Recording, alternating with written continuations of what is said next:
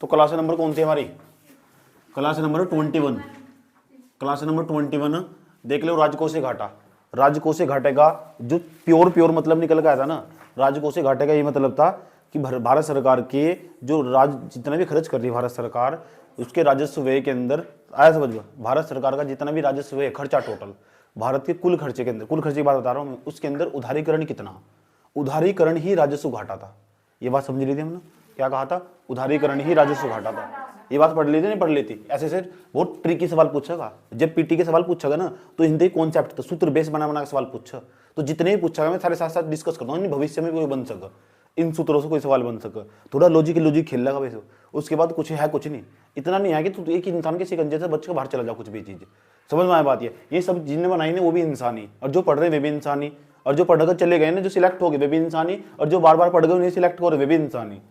समझ में आई बात? या ऐसी कोई भी चीज़ है जिसे तुम समझ नहीं सकते, और ऐसी कोई चीज़ बनी जिसे मैं समझा नहीं सकता। तो राजकोषीय घाटा, किसी चीज़ का, किसी इंसान का घाटा देखकर हम ये नहीं कभी पता कर सकते कि इस इंसान की वैल्यू क्या होगी। समझ आई? फेस वैल्यू से कभी किसी को जज नहीं करना चाहिए।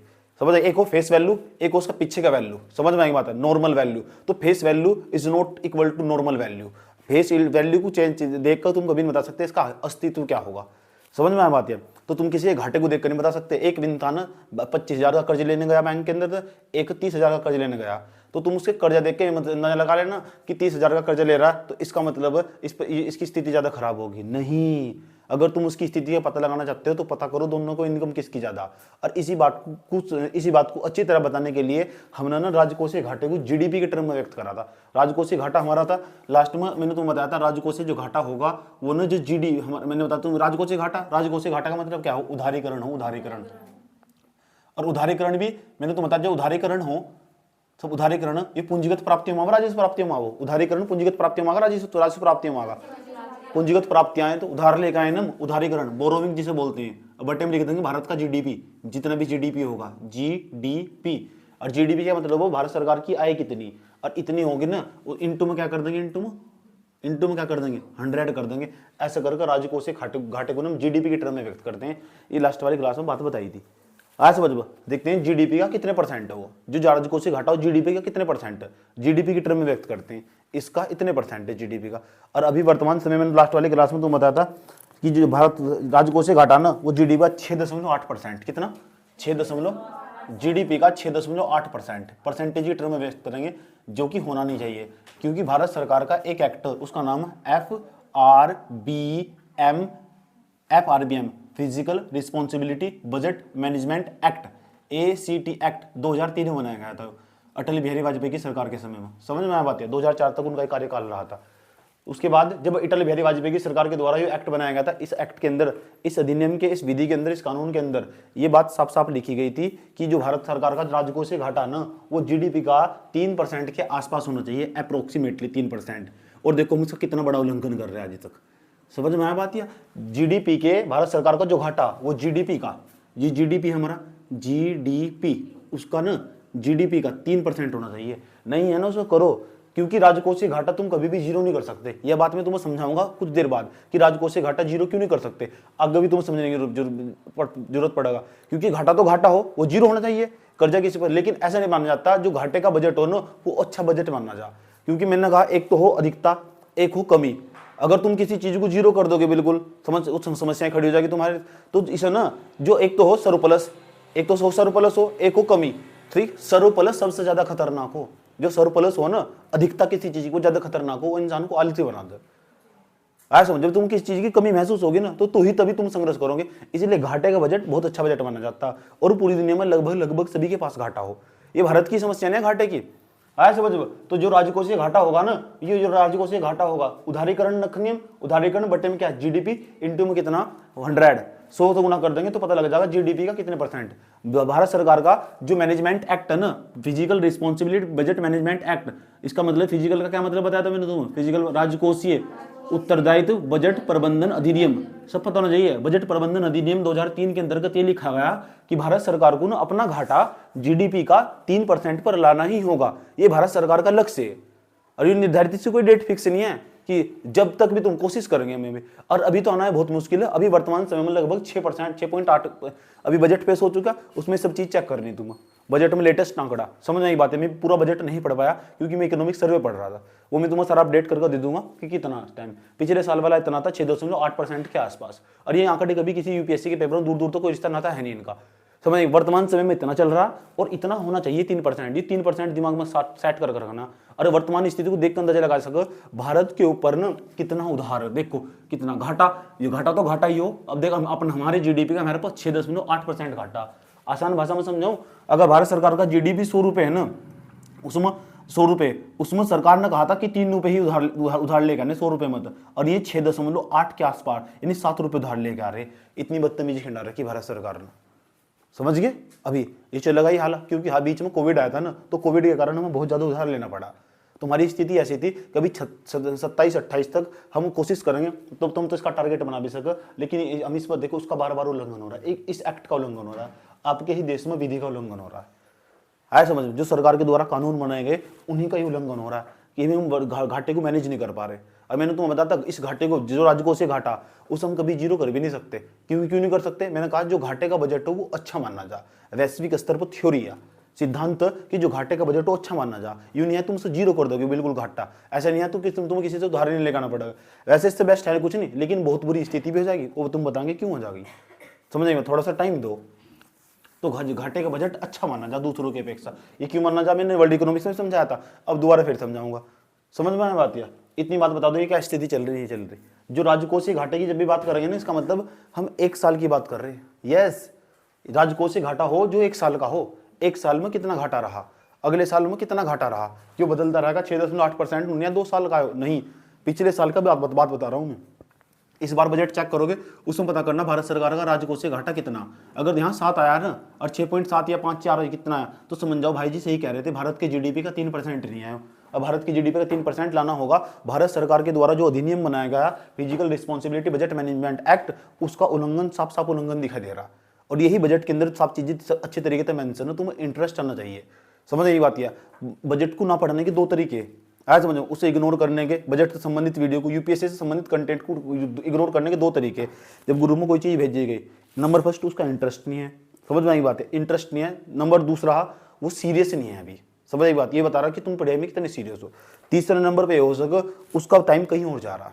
और चौथा तरीका हो सके अगर उन सब चीजों को इग्नोर कर रहा है, आया समझ में, फिर वो यूपीएससी के भी दूर दूर तक भी उसका रिश्ता नाता नहीं है अभी, समझ आई बात। अगर इच्छा नहीं है कि क्या हो रहा है कि बजट घाट जो बजट कितने का है, तो एक साधारण सी बात है, एक बच्चे को पता होना चाहिए कि हमारा बजट जो भारत सरकार बजट बना रही वो जीडीपी के 3% के आसपास इक्वल आ जाना चाहिए। अगर नहीं आना 3% के आसपास, जीडीपी के 3% के आसपास, तो हमारे देश में समस्या, इस बात का अंदाजा लगा सके।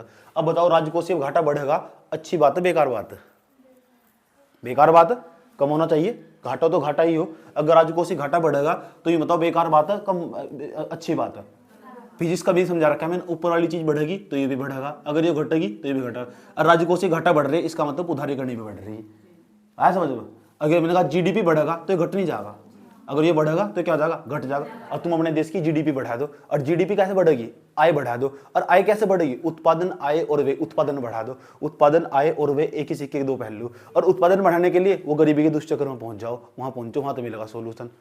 आया समझ में। उत्पादन बढ़ाने के लिए देश के अंदर लोगों को काम पर लगा दो, फैक्ट्री खोल दो, कंपनियां लगाओ फटाफट तेजी के साथ, ये समझ जाओ, फिर लोग ग्रोथ कर, भारत ग्रोथ करेगा, फिर भारत सरकार पैसा कमाएगी, इनकम, ऐसा करके सरकार की इनकम बढ़ जाएगी, आय बढ़ जाएगी सरकार की। और जैसे सरकार की आय बढ़ जाएगी, आय, इनकम, जीडीपी वही तो हो, तो जीडीपी बढ़ जाएगा सरकार का, तो ये घट जाएगा फिर। और जो घट जाएगा इससे बेस्ट क्या है, यानी अगर तुम राजकोषीय घाटे को कम करना तो भारत की जीडीपी को बढ़ाना होगा। और तो भारत की जीडीपी को बढ़ाने के बहुत सारे तरीके कि भारत सरकार पैसे कहाँ कहाँ से कमा सकती है, समझ में आया बात? या पर्यटन उद्योग की बात करो ना, उससे भी भारत सरकार का जीडीपी बढ़ता। तुम तो भूगोल में जाकर लिख रहे पर्यटन उद्योग, नहीं, एक सब्जेक्ट एक ही जगह कनेक्टेड नहीं है, समझ में आई बात? या यूपीएससी का मेन डॉक्यूमेंट देखो, उसमें लिखा हुआ सही और सटीक जानकारी, सही और सटीक जानकारी, दूसरा समग्र जानकारी। अपने दिमाग को ना बैठे यहाँ से सोच रहे वहां से, इतना कंसेप्ट क्लियर चाहिए, समझ में बात? यार दिमाग जो डायलेमा की स्थिति में रहेगा ना, दुविधा की स्थिति में, वो कभी एग्जाम क्लियर क्रैक नहीं कर सकता। मेंस तक पहुंच जाएगा, इंटरव्यू में बाहर हो जाएगा, प्री पास कर देगा, मेंस में धक्के खा लेगा। क्यों? मैंने कहा बहुत क्लियरिटी चाहिए, पूरे माइंड में बहुत क्लियर चाहिए, एक ही काम पर फोकस चाहिए इस पर। बात समझ में आई? तो जो राजकोषीय घाटा क्या हो, अब बताओ राजकोषीय घाटे को हम कैसे बढ़ा सकते हैं। अगर मैंने एक स्टेटमेंट दिया, अगर भारत सरकार की उधारियां लगातार बढ़ती जा रही, इसका क्या मतलब है, उधारियां बढ़ती जा रही तो राजकोषीय घाटा बढ़ने वाला, वहां सूत्र को देख लो ना, समझ में आई बात है। तो खुद भी अंदाजा भी लगा लो, भारत सरकार उधार ले रही है तो उधारीकरण ही तो हो। भारत राजकोषीय घाटा का मतलब क्या है, भारत सरकार का जितना भी खर्चा कर रही है ना, टोटल खर्चा, कुल खर्चे के अंदर ये बताओ उधारीकरण का कितना योगदान है, उधारीकरण जो बोरोविंग है उसका कितना कंट्रीब्यूशन है।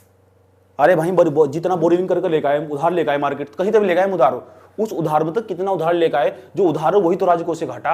यही बात मैंने समझाई, क्योंकि हम विनिवेश को घाटे का हिस्सा नहीं मान के चलते। ये बात मैंने तुम पहले समझा चुका, ठीक, जो मेरे हिसाब से बिल्कुल भी सही नहीं है।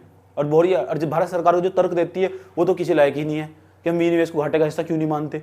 समझ में आई बात है। तुम अच्छी जानकारी, लोगों को बेवकूफ बनाने वाली बातें, क्यों कहते हैं विनिवेश को पूरी दुनिया में कहीं मिलने देते, तो विनिवेश को क्यों लेंगे पूरी दुनिया में। विनिवेश का मतलब क्या हो, इसका मतलब अपनी खुद की संपत्ति बेचना, जो सरकारी तो से प्राइवेट बना देना। वहां तो कोई भी चीज सरकारी है ही नहीं, तो कहीं का विनिवेश वहां से। यानी मेरे हिसाब से ना भारत सरकार के द्वारा जो दिए गए तर्क, उनमें उनसे मैं सहमत नहीं हूँ। तुम भी सहमत नहीं होंगे, क्वेश्चन में जाकर इंटरव्यू में सहमत नहीं होने तुमसे पूछेगा तुम कौन से सब्जेक्ट में कंफर्टेबल हो, डेप में भरोगे, डिटेल एप्लीकेशन फॉर्म हो, डेप में ये बात भरी जा कि मैं इकोनॉमिक्स में बहुत अच्छी तरह कंफर्टेबल हूँ और मैं सब मान कर चलती हूँ कि मेरा जो उत्तर होगा बहुत सहज तरीके से मैं दे सकती हूँ इकोनॉमिक्स का उत्तर, तुम्हें फंसाने के चांस कम रहेंगे वहां। समझ बात यार, तुम्हारी एकेडमिक तक सवाल पूछेगा तुमसे, एक एक सवाल पूछेगा दूर तक, जब तक सीखा आज तक। समझ में आया बात यार। और यूं नहीं है जहां नहीं पता वहां सॉरी, और जहां पता ना, जिस चीज पर तुम कंफर्टेबल हो उससे ज्यादा पता होना चाहिए तुम, उस बात को संतुष्ट कर सको। समझ में आई बात यार। जो चीज मैंने तुम्हें बताई वही बता पूछेगा, पूछा राजकोषीय घाटे के बारे में आपका क्या कहना, सब पूछा। अब मैंने तुम्हें पहले बता चुका मैं, राजकोषीय घाटा और राजस्व घाटा अधिकांश 97% बच्चे फेल हो जाए यहाँ से, पूरा इकोनॉमिक्स पढ़कर पास आउट होगा वो, पास होगा वो, पास भी होगा, उससे राजकोषीय घाटा राजस्व घाटे में अंतर नहीं पता। अब तुम सोच रहे पास किस तरह होगा, हो सकता जिस साल उन्होंने पेपर दिया राजकोषीय घाटा राजस्व घाटा तो कुछ आया ही ना हो इसलिए पास होगा। तो राजकोषीय घाटा पता लग चुका, राजकोषीय घाटा। अच्छा, राजकोषीय घाटे की जब भी बात कर रहे होंगे, एक साल का आयो कई साल का आयो, ठीक है। इसी बात को अच्छी तरह समझाने के लिए अगर तुम भारत सरकार की स्थिति देखनी, मैंने कहा भारत सरकार के राजस्व खाते को देख लो। अगर राजकोषीय घाटा ज्यादा होगा ना, तो जो इन्वेस्टर्स वे भारत के अंदर ना, जो निवेशक वे भारत की तरफ आकर्षित नहीं बनेगा, प्रतिकर्षित होगा। क्यों होगा, अभी देखो भारत की स्थिति क्या है। भारत का जो जीडीपी है, भारत का जो राजकोषीय, इस बार बजट पेश हुआ 45 लाख करोड़ रुपए का बजट, और उसके अंदर राजकोषीय घाटा चेक करेंगे निवेशक, जो बाहर से हमारे यहाँ से कंपनी लगाने आ रहे हैं। निवेशक किसको बोले, जो हमारे यहाँ निवेश करेगा, हमारे यहाँ के बहुत बड़ी बड़ी कंपनियां खोल लगा, हमारे यहाँ का फैक्ट्रियाँ लगागा, हमारे यहाँ के इन्वेस्ट करेगा, हमारे यहाँ रोड कंपनी का, हमारे यहाँ बाहर की कंपनी आ गई, हमारे यहाँ पुल बनागी, बाहर की कंपनी आ गई, हमारे यहाँ रोड बनागी। वो अपनी दिलचस्पी क्यों दिखागा भारत के अंदर, क्यों दिखागा कि भारत की स्थिति अच्छी है, भारत की सरकार के ऊपर कोई कर्जा नहीं है, कम ही कर्जा, काम चल जाएगा। और जब पता लगेगा जिनकी बैलेंस शीट ही खराब है, इसे हम बैलेंस शीट बोलते हैं, भारत सरकार की बैलेंस शीट ही खराब है, जब भारत सरकार की बैलेंस शीट ही खराब है तो वो प्रतिकर्षित हो जाएगा। भारत सरकार तमाम प्रकार के उपाय करती है निवेशक को आकर्षित करने के लिए। ऐसा समझ में, पूरी दुनिया में 140 करोड़ के आसपास जनसंख्या हमारी, हम सोचते हैं किस तरह निवेशक आकर्षित हो, लेकिन अभी इस स्थिति को देखो तो यही लगता है कि भारत के अंदर ना निवेशक आकर्षित नहीं, प्रतिकर्षित ही होगा। समझ में आया बात है। इस स्थिति को देखकर अब तुम ही खुद ही बता दो, जो इंसान पहले थी घाटे में डूबा हुआ तुम्हारे सामने खड़ा हुआ, क्या तुम उसके ऊपर पैसा लगाना पसंद करोगे? ऐसा समझ में, क्यों लगाओगे तुम पैसा, रिस्क नहीं लोगे तुम, इसका मतलब तुम ज्यादा रिस्क लोगे। चलो नेक्स्ट पॉइंट, यहां तो यही सवाल बन सके। दूसरा, अगर भारत सरकार का जीडीपी बढ़ता है, भारत सरकार का जीडीपी बढ़ गया, जीडीपी को हम उत्पादन भी कह सकते हैं, भारत सरकार का उत्पादन बढ़ गया, तो उत्पादन बढ़ गया, दिमाग तुम्हें चारों दिशा में चौड़ाना होगा। अच्छा, ऑप्शन में लिख रखा है, पता क्या लिख रखा है, राजकोषीय घाटा घट गया, राजकोषीय घाटा बढ़ गया, राजकोषीय घाटे में कोई परिवर्तन नहीं हुआ, राजकोषीय घाटा स्थिर रहा, पता नहीं कैसे कैसे ऑप्शन। अच्छा, ये बढ़ गया तो घट नहीं जाएगा, सिंपल सा कॉन्सेप्ट है, यही पीटी के सवाल है, यही है पीटी के सवाल। बच्चा सोचे पता नहीं कितना हाई तो हाई क्या पूछ लिया है, उधारीकरण, दिमाग पे जोर डालना। अच्छा, उधारीकरण चैप्टर कॉपी में जाना लेगा दिमाग। उधारीकरण, भारत सरकार कहती है उधारीकरण बढ़ रहा है, अगर भारत सरकार का उधारीकरण बढ़ता, अगर उधारीकरण बढ़ता, बोरोविंग बढ़ती है, तो बोरोविंग बढ़ती है तो जो पूंजीगत प्राप्तियां, राजस्व प्राप्तियां, बोरोविंग क्या हो, पूंजीगत प्राप्तियां, राजस्व प्राप्तियां, पूंजीगत प्राप्तियां, तो ये कहते हैं ऐसे ही शब्द लिखा हो, पूंजीगत प्राप्तियों के अंतर्गत उधारीकरण बढ़ जाता है तो निम्नलिखित में से कौन सा कथन सही है, ऐसे ऑप्शन देकर रखा, ये बढ़ जाएगा। एक ऑप्शन में लिखेगा राजकोषीय घाटा भी बढ़ता है, दूसरे ऑप्शन में लिखेगा राजकोषीय घाटा तथा राजस्व घाटा दोनों बढ़ता है, ऐसे ऑप्शन देकर रखा। तो तुम जान लेंगे यार राजकोषीय घाटा बढ़ेगा, तो बताओ राजस्व घाटा बढ़ेगा। अगर राजकोषीय घाटा बढ़ेगा तो राजस्व घाटा बढ़ेगा, क्यों नहीं बढ़ेगा? राजकोषीय घाटा के अंदर तो राजस्व घाटा हो, राजकोषीय घाटा कुछ अलग। राजकोषीय घाटे का क्या मतलब? टोटल जितना खर्चा कर रहे, तो टोटल जितना खर्चा कर रहे उसमें राजस्व वे नहीं होगा।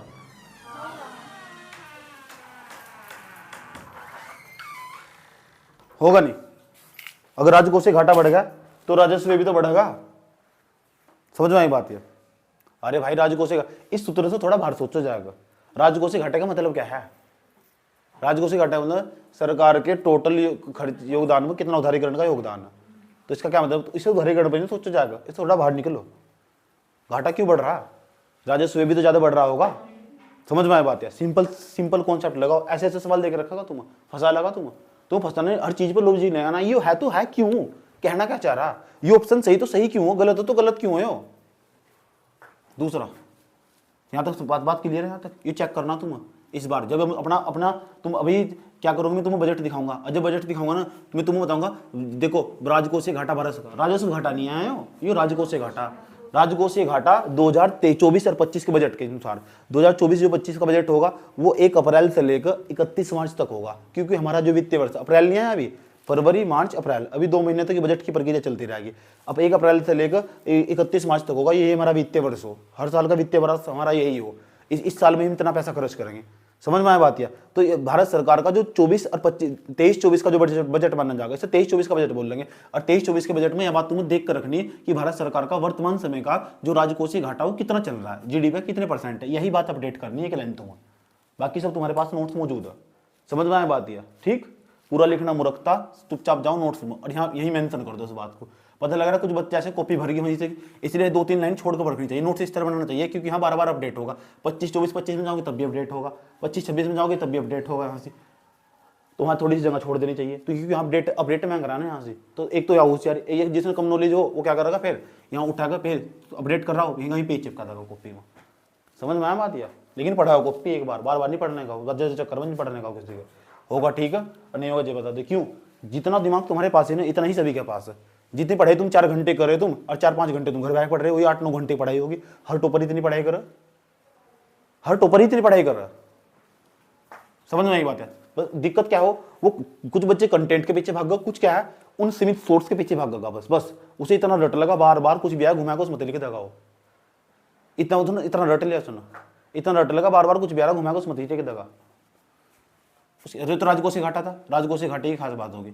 तो राजकोषीय घाटा भारत सरकार, तो भारत सरकार घाटे में, हाँ देख सको तुम राजकोषीय घाटा की जब जीडीपी की टर्म में व्यक्त करा जा तो देख कर पता लगा सकते हो हाँ भारत सरकार घाटे में। और जो राजकोषीय घाटा लगातार बढ़ रहा है ना, इसका ये मतलब भारत सरकार की स्थिति अच्छी नहीं है। इस तरह का भी यूपीएससी स्टेटमेंट पूछ सको जब तुम बड़े बजट चेक करोगे 2021 का, 22 का, 23 का, 24 का, इससे पीछे का। अभी तो 23 आएगा, 23 से पहले 5 साल का आयो, पिछले पूछेगा, ऐसा स्टेटमेंट भी पूछेगा यूपीएससी ने। पिछले 5 साल के दौरान राजकोषीय घाटा जीडीपी के टर्म में, जीडीपी के पदों में राजकोषीय घाटा लगातार घट रहा है।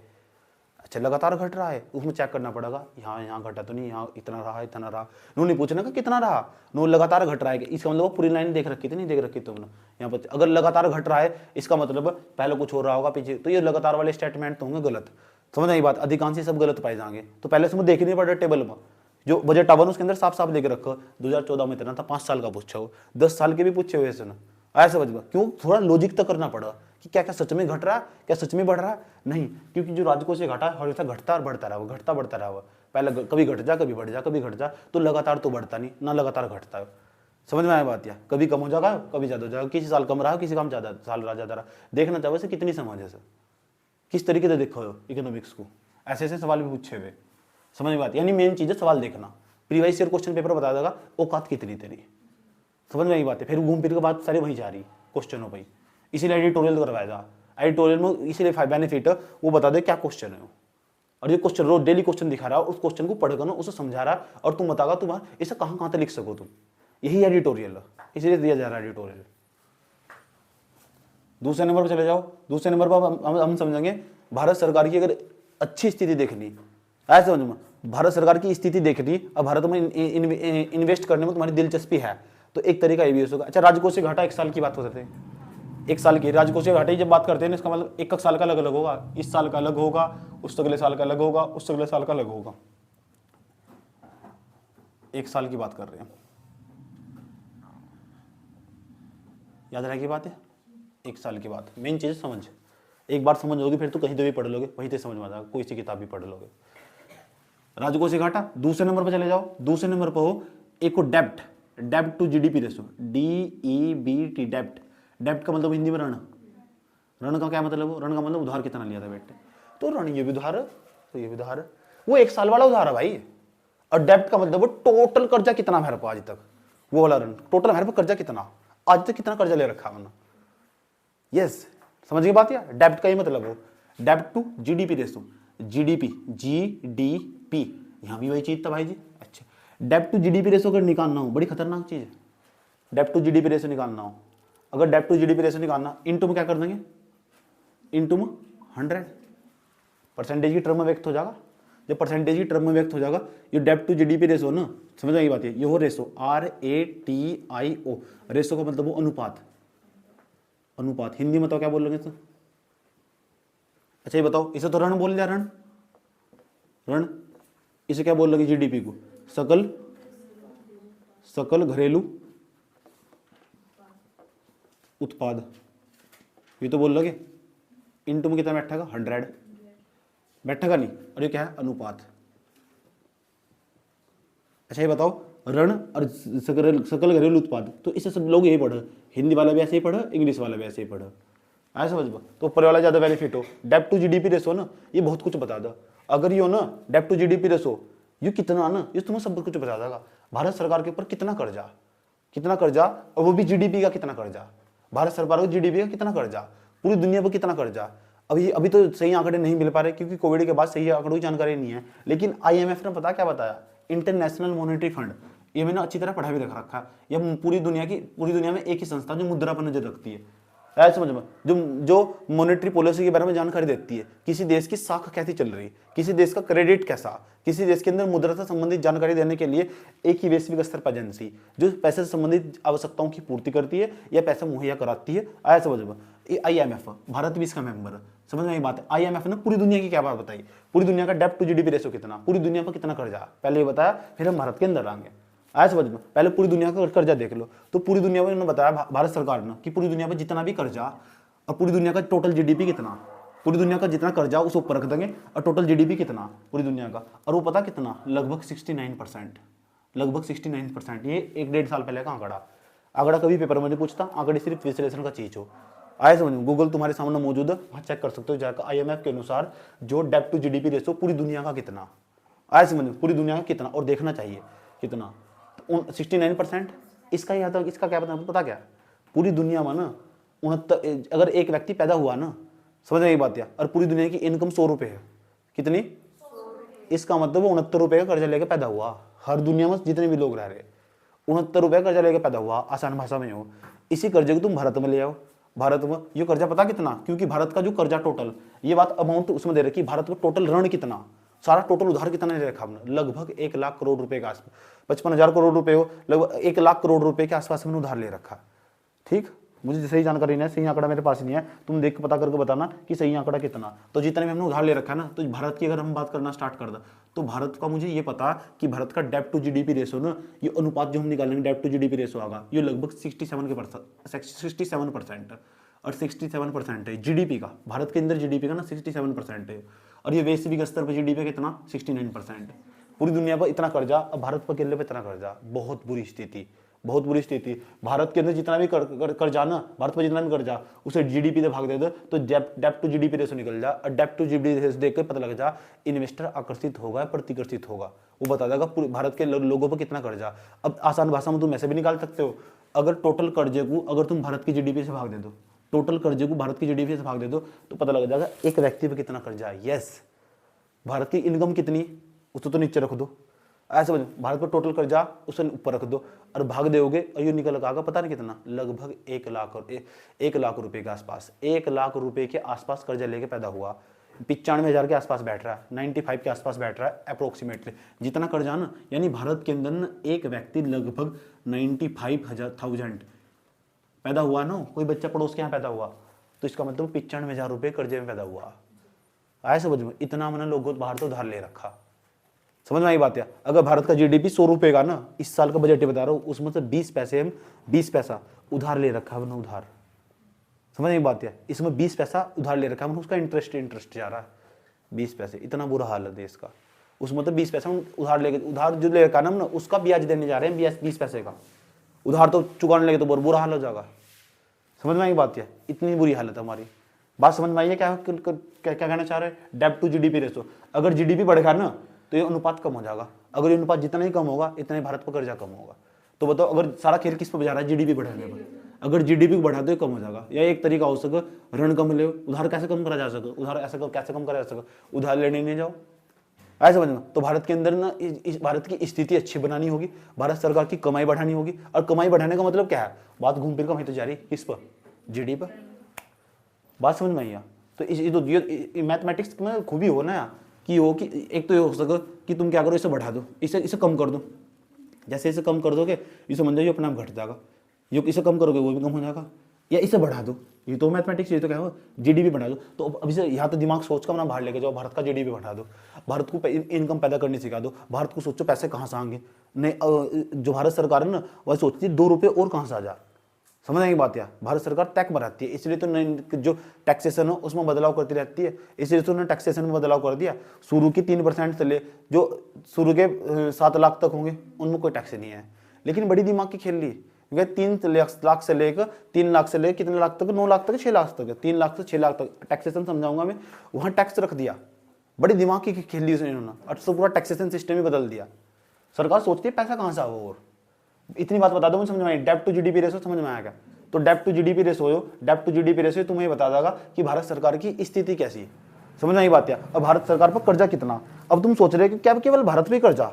ये भारत पे कर्जा, भारत पर तो कर्जा इतना ही है अपने जीडीपी का 67%, अमेरिका पर 129%। तुम सोच रहे हो भारत पे कर्जा? नहीं, जो अमेरिका ना, अमेरिका उस पर देखो 129% कर्जा। आसान भाषा में से कन्वर्ट करो ना डॉलर की टर्म, $75,000 एक व्यक्ति पर, वहां से $75,000 कर्जा। ऐसा समझ लो, $75,000, इतनी बुरी स्थिति। समझने की बात है। लेकिन एक बात मत भूलना, वहां का प्रति व्यक्ति आय भी बहुत ज्यादा, वहां इनकम भी बहुत ज्यादा। ये बात मत भूलना। तो उनके हिसाब से अगर वहां के लोगों की इनकम देखो तो उनके हिसाब से कर्जा फिर कुछ भी नहीं है। ऐसा समझ लो। वहां का मजदूर भी तुमने सुना होगा कहते हुए, वहां का मजदूर भी लगभग लाखों रुपए कमाओ। समझ बात है? यहाँ का मजदूर तो 500 रुपये में ऐसे तैसे करवाता फिर। बात समझ में आई है? तो इस बात को मत भूलना। अमेरिका का देख लो, अमेरिका का इतना अच्छा, मैं सही आंकड़े नहीं आए बता रहा हूँ, एक उदाहरण, सही आंकड़े नहीं आए, बदल चुके होंगे आंकड़े, मैं इनकी पुष्टि नहीं करता इस बात की, बस बताना चाह रहा हूँ तुम्हें कि केवल भारत पे कर्जा नहीं है। जो डेब्ट टू जीडीपी रेशो ना वो अमेरिका का भी कम नहीं है, लगभग 60%। यो अपनी जीडीपी, अमेरिका की जीडीपी का 129%। अमेरिका का जीडीपी इस टाइम पता 25 ट्रिलियन डॉलर के आसपास है। 25 trillion dollar, 1 trillion 1 lakh crore रुपए के बराबर हो। यस, भारत का जो जीडी 1 ट्रिलियन 1 लाख करोड़ रुपए के बराबर हो। 12 जीरो 1 ट्रिलियन 12 जीरो हो, 1 ट्रिलियन में 12 जीरो हो, 12 कितना? तो वहां का जो है ना, वहां का जो जीडीपी हो 25 ट्रिलियन डॉलर, 25। और दूसरे नंबर पर चाइना, उसका हो 19 ट्रिलियन डॉलर, 19 ट्रिलियन डॉलर। बहुत तगड़ा जीडीपी, बहुत तगड़ा। लेकिन ये भी कर्जे में। और ये बता इस पर कर्जा कितना? इस पर भी चाइना पर कर्जा, पहले इस पर जो कर्जा था ना 40% के आसपास था। चाइना था 40% के आसपास कर्जा था। लेकिन बता क्या हुआ, ये कर्जा इस पर 302% पहुंच गया उनके जीडीपी का, 302%। और विशेषज्ञों का मानना कि यो ना अब ये चाइना का अंदर जितना भी ग्रोथ हो सकता था वो हो चुका, अब चाइना हमेशा नीचे जाएगा। विशेषज्ञों का मानना ऐसा क्यों है ये भी थोड़ी देर बाद बताएंगे तुम्हें, पहले इतना नोट कर लो कॉपी में। देखो तो चाइना पे भी कर्जा, चाइना पर कर्जा पहले 40% था उसके जीडीपी का, उसकी जीडीपी का कर्जा 40% था, अब 302% के आसपास, लगभग 300% के आसपास। ऐसा क्यों हुआ? कारण पता क्या है? कर्जा ना देखो पूरी दुनिया में सबसे ज्यादा कर्जा चाइना पर ही है। ऐसा समझ में, ये जितने विकसित देश दिखाई दे ना, ऊपर तो लगा इनके पास बहुत कुछ है लेकिन अंदर तो खोखले भी हैं। ऐसे ही तो खोखले हैं, ऐसा तो कर्जा देखो कितना पड़ा हुआ, $75,000 को गुणा कर दो तुम 80 तक, कितना कर्जा बैठेगा एक व्यक्ति वहां, इतना कर्जा, लेकिन इनकम भी बहुत है। इस बात को मत भूलना बिल्कुल भी। प्रति व्यक्ति आए, मैंने तुम्हें बताया रखा वहां का 35 60 गुना ज्यादा, 60 गुना ज्यादा। चाइना के व्यक्ति हमसे 60 गुना ज्यादा पैसे कमा रहे। एक वहां का मजदूर भारत के मजदूर से 60 गुना ज्यादा पैसा कमा रहा। इतनी बुरी हालत। गूगल पर सब मिल जाएगा ढूंढने पर, जितना मैं सब चीज बोलकर बता रहा हूँ ना, ये सब गूगल जाकर करो, सही आंकड़ा देखो क्या है। ये सिर्फ एक इशारा जो मैं तुम्हें बता रहा हूँ, सही जानकारी देगा, सटीक जानकारी गूगल। समझ में आए बात? या इस बात को तुम कहीं भी कोड कर सको, कहीं भी बोल सको। ये इसलिए सारे आंकड़े इतनी इसलिए बताए जा रहे हैं ताकि इस चीज को समझा जा सके। और वो यहीं से सवाल निकाल लगा कि अगर रण बढ़ गया तो डेब्ट टू जीडीपी रेशो पर क्या प्रभाव पड़ा, अनुपात पर क्या प्रभाव पड़ेगा। ऋण और जो सकल घरेलू उत्पाद, उनके दोनों के उत्पादन अनुपात पर क्या प्रभाव पड़ेगा। अगर ये बढ़ेगा तो ये बढ़ेगा, तो ये भी बढ़ेगा अनुपात इसका। अच्छा ये बताओ, अगर डेब्ट टू जीडीपी रेशो बढ़ रहा है, ये बढ़ रहा है डेब्ट टू जीडीपी रेशो, इसका मतलब क्या है? देश सरकार की स्थिति अच्छी बुरी? डेब्ट टू जीडीपी रेशो बढ़ रहा है, अगर ये डेब्ट टू जीडीपी रेशो बढ़ रहा है, इसका मतलब सरकार की स्थिति अच्छी बुरी?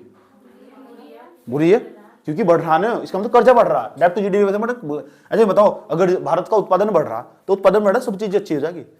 उत्पादन, आय और व्यय, उत्पादन बढ़ेगा तो आय बढ़ जाएगी, आय बढ़ जाएगी मतलब जीडीपी बढ़ जाएगा, जीडीपी बढ़ जाएगा। अगर ये बढ़ जाएगा ये तो खुद ही घट जाएगा, और घट जाएगा इसका मतलब कर्जा घटेगा, और कर्जी तो क्या हो, मर जाओ। इतनी बात बता दो, समझ में? मैथमेटिकल फॉर्म में देखो सर। तो डेब्ट टू जीडीपी रेशो देखना, जब हम बजट का विश्लेषण करेंगे ना, तो मैं वहां एक टर्म का जरूर जिक्र करूंगा, डेब्ट टू जीडीपी रेशो। देखो कितना इस साल का, इस साल इसमें आंकड़ा दिया का डेब्ट टू जीडीपी रेशो नहीं दिया होगा, हम खुद निकाल लेंगे वहां से कि भारत सरकार पर देखो इतना कर्जा, मैं कर्जे को ऊपर रखूंगा। देखो भारत सरकार का जीडीपी इतना 45 लाख करोड़ रुपए का नीचे रख देंगे, गुणा 100 तक करके फिर अनुपात निकल कर आएगा। फिर हम देखेंगे भारत सरकार पर कितना कर्जा, प्रति व्यक्ति, एक व्यक्ति पर, प्रति मनुष्य भारतीय पर कितना कर्जा, फिर उसे अप्रोक्सीमेटली हम निकाल लेंगे, कैलकुलेट करके रखेंगे। और इस आंकड़े को फिर हम कहीं भी यूज कर सके अपने हिसाब से कि एक व्यक्ति पर देखो, भारत के व्यक्ति पर कितना कर्जा चढ़ा हुआ। समझ में आया बात? यह कहते हैं अटल बिहारी वाजपेयी के समय में कर्जा बहुत कम हो गया था। समझ में ये बात? है लगभग ठीक ठाक तरीके से आ चुका था जब उन्होंने एक्ट बनाया था, FRBM एक्ट 2003 जो बनाया था। लेकिन फिर वही स्थिति। समझ आई बात? क्यों? क्योंकि उन्होंने करप्शन पर काम करा था, प्रशासनिक व्यवस्था में सुधार करा था। मायावती का नाम सुना तुमने? मायावती की प्रशासनिक व्यवस्था की दास्तां दी जा। जब गवर्नेंस पढ़ोगे ना, तो गवर्नेंस के अंदर एक हिस्सा वो भी अलग सर। समझ में आया बात? है अगर कोई भी अगर आया ना ड्यूटी पर, अगर वो 10 बज के 10 मिनट पाया तो समझ रहे सस्पेंड है, वो नौकरी गई उसकी। हर अधिकारी, हर प्रशासनिक अधिकारी अपने टाइम पे मिला। इतनी खतरनाक व्यवस्था थी। मायावती ने किसी जमाने में यूपीएससी की तैयारी करी थी। यस, कोड करे जा उसके बारे में, किताब पढ़ी थी मैंने उसकी। समझ में आया बात? या क्या ना पीसीएस दिया था, फिर उसने वकालत करनी स्टार्ट कर दी थी कि अरे वकालत कर रखी, सुप्रीम कोर्ट की वकील है बेवकूफ।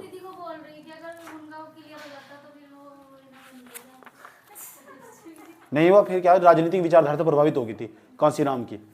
समझ आई बात? या कांसीराम की स्टोरी पढ़ोगे तो कांसीराम की विचारधारा से प्रभावित थी वो। समझ में आया बात? या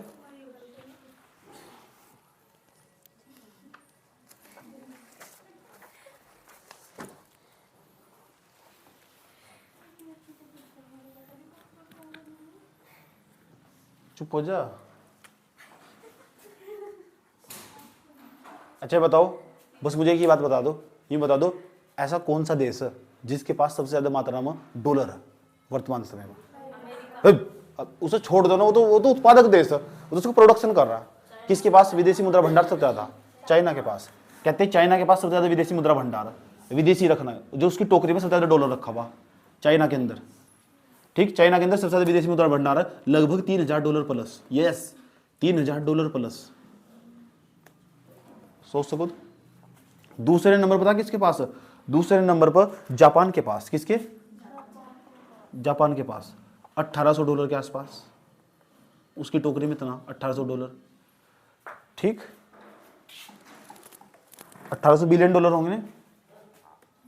बिलियन डॉलर है, बिलियन डॉलर। ठीक, उसके बाद तीसरे नंबर पर, उसके बाद स्विट्जरलैंड।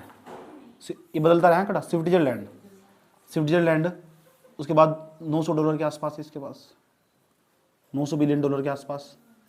और चौथे नंबर पर पैसा रसिया था। जब तक रूस का और यूक्रेन का युद्ध हुआ ना, तब से भारत की स्थिति आई ठीक ठाक तरीके से। तो भारत आया फिर चौथे नंबर पर। अब भारत का जो आंकड़ा बताया जा रहा है लगभग 600 प्लस के आसपास है। अभी गूगल पर जाकर सर्च करोगे $600 बिलियन। अब बहुत अच्छी बात है यार, भारत का फॉरेक्स इतना, लेकिन मैं भारत का जो टोटल कर्जा ना, अगर उसमें डॉलर में व्यक्त कर दूं, कर्जा जो भारत पर ऋण टोटल आज तक हमने जितना उधार लेकर रख रखा दूसरों का घर में, अभी तुम उसका ब्याज ही देने जा रहे हैं हर साल, मूलधन नहीं दिया उसका, बताओ कितना आसान। पहले बताओ टोटल कितना, 600, और $600 बिलियन का मतलब लगभग 13 महीने के लिए पर्याप्त है।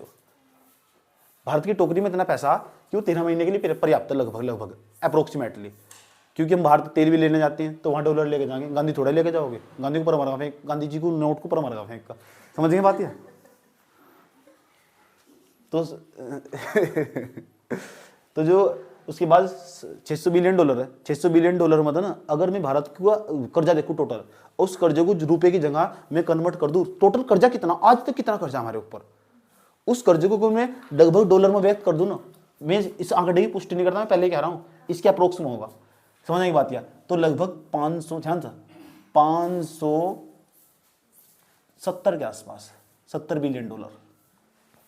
अगर हम आज ही पूरी दुनिया का कर्जा वापस कर दिया ना, अगर आज ही हमने पूरी दुनिया का कर्जा वापस कर दिया तो घटाइए कि कितना बच जाएगा, भारत की टोकरी बन जाएगा लगभग $30 बिलियन, और ये एक हफ्ते के लिए पर्याप्त है केवल। फिर वही स्थिति आ जाएगी 1991 वाली स्थिति, उसी स्थिति में पहुंच जाएंगे हम, 1991 वाली स्थिति में पहुंच जाएंगे हम। पता लग गया कितना, $30 बिलियन, और $30 बिलियन हमारी टोकरी में बचा हुआ अभी, और $30 बिलियन पैसा बचा होने का ये मतलब अब भारत की स्थिति कितनी खराब है, कितनी बदतर है, आज ही वापस कर दो। अब चिल्ला चिल्ला का हम कह रहे जिस दिन जब हमारा निर्यात बढ़ जा, सुन लो भारत सरकार ने, मैं ट्विटर देख रहा था, ट्विटर हैंडल देखो जाओ ना, मैंने कहा तो ट्विटर हैंडल पता क्या लिख रखी है, निर्मला सीतारमण कहती है $340 बिलियन हमारा निर्यात है, $340 बिलियन का, $340 बिलियन के आसपास हमने निर्यात करा। वाह गजब, वहाँ थोड़ा ही कर रहा है, कोई बात नहीं। ये भी देख लो आयात कितना कर रहा है, आयात देखो $600 बिलियन। आंकड़े जारी करते होंगे 1 साल के, 2 साल के, 3 साल के, जितने भी आंकड़े होंगे, आयात करा, निर्यात तो करा है ना, इतनी वस्तुओं ने बेची। जब किसी देश का निर्यात ज्यादा हो और आयात कम हो तो हम कह सकते देश अच्छी स्थिति में, हम दुनिया को बेच ज्यादा रहे और भारत से मंगा कम रहे, इसका मतलब देश अच्छी स्थिति में। अब ये क्या कर रहे, भारत से लेकर ज्यादा आ रहे तो ज्यादा डॉलर जाएगा, हाथ में तो ज्यादा डॉलर नहीं जाएगा, जब डॉलर जाएगा इसका मतलब हमारा निर्यात कम हो और आयात ज्यादा, इसका मतलब देश की स्थिति अच्छी नहीं है। देश यहाँ भी अभी एक्सटर्नल फ्रंट पर अच्छा वर्क नहीं कर रहा। इस आंकड़ों को देखकर अंदाजा लगाया जा सके, और तुम गूगल पर जाकर टाइप कर सकते हो, पता करो कि भारत सरकार का पिछले साल का निर्यात कितना रहा और आयात भी फिर देखना कितना रहा, और पता करना भारत सरकार की स्थिति कितनी अच्छी है, यहां से अंदाजा लगाया जा सके निर्यात और आयात को देखकर। निर्यात जब भी किसी देश का ना बढ़ता चला गया, चाइना एकमात्र ऐसा देश जिसका निर्यात, जब तो इतना सारा डॉलर उसके पास का आया कहां से, चाइना का एकमात्र आयात, चाइना का निर्यात आयात से ज्यादा, नहीं तो ऐसा कोई देश नहीं है पूरी दुनिया में जिसका निर्यात आयात से ज्यादा हो।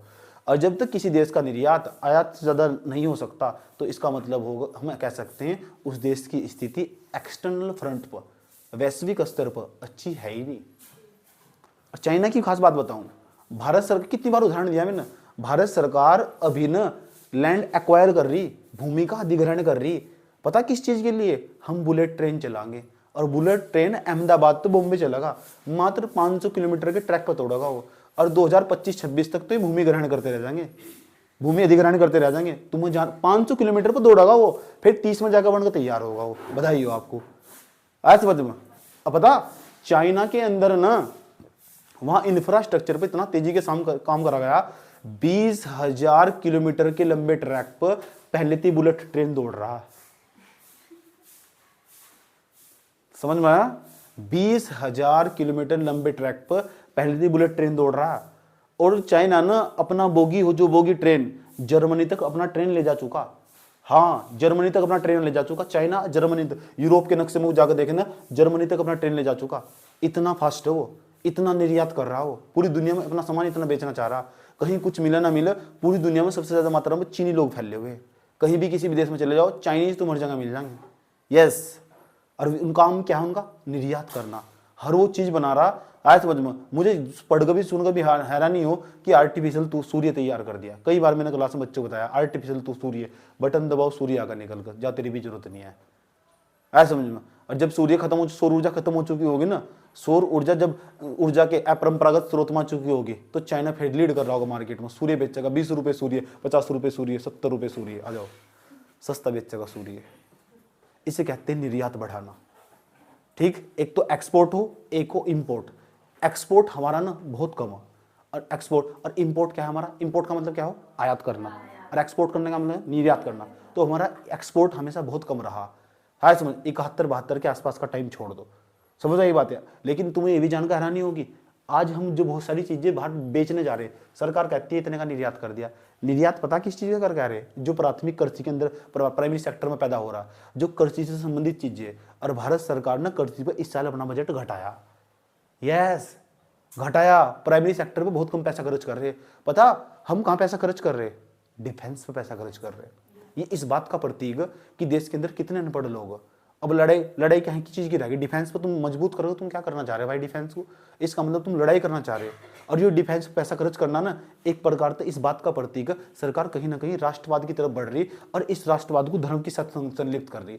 जब राष्ट्रवाद धर्म के साथ चलना स्टार्ट हो जाए ना, ये समझ जाओ वो देश खतरे में। आसान भाषा में समझाऊं, कावड़ियों को देखा तुमने?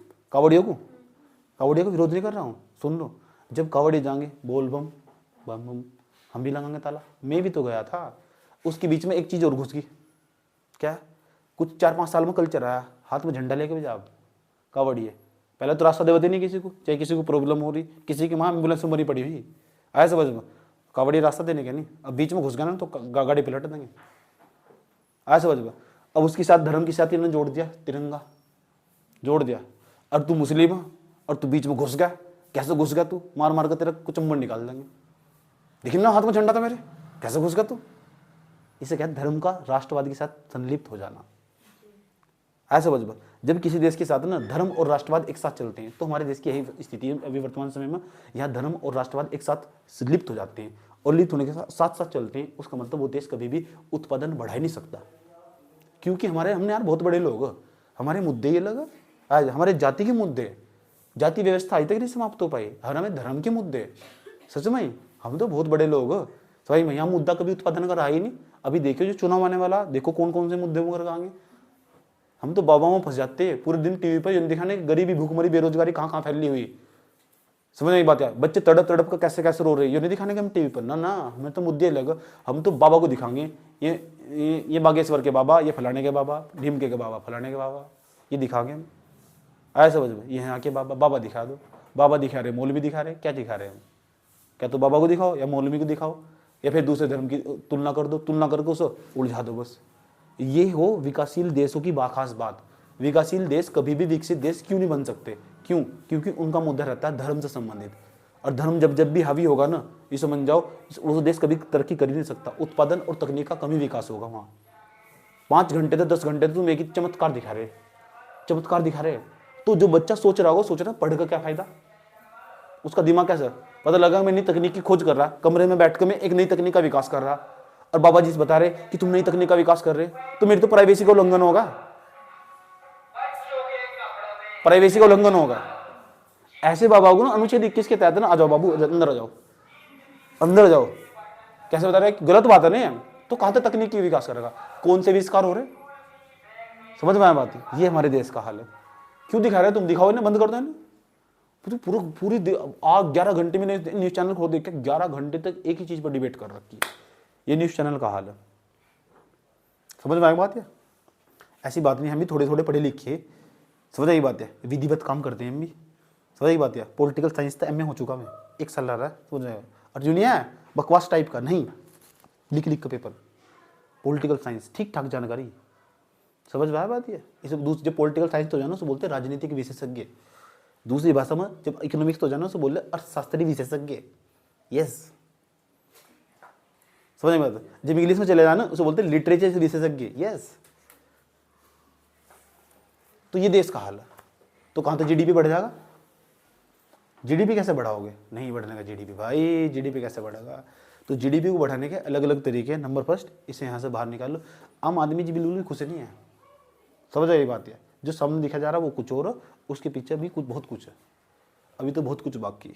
समझ में एक बात है, बेरोजगारी इतनी चरम पर चली गई, पूरी दुनिया में सबसे ज़्यादा बेरोजगार हमारे देश में ही है।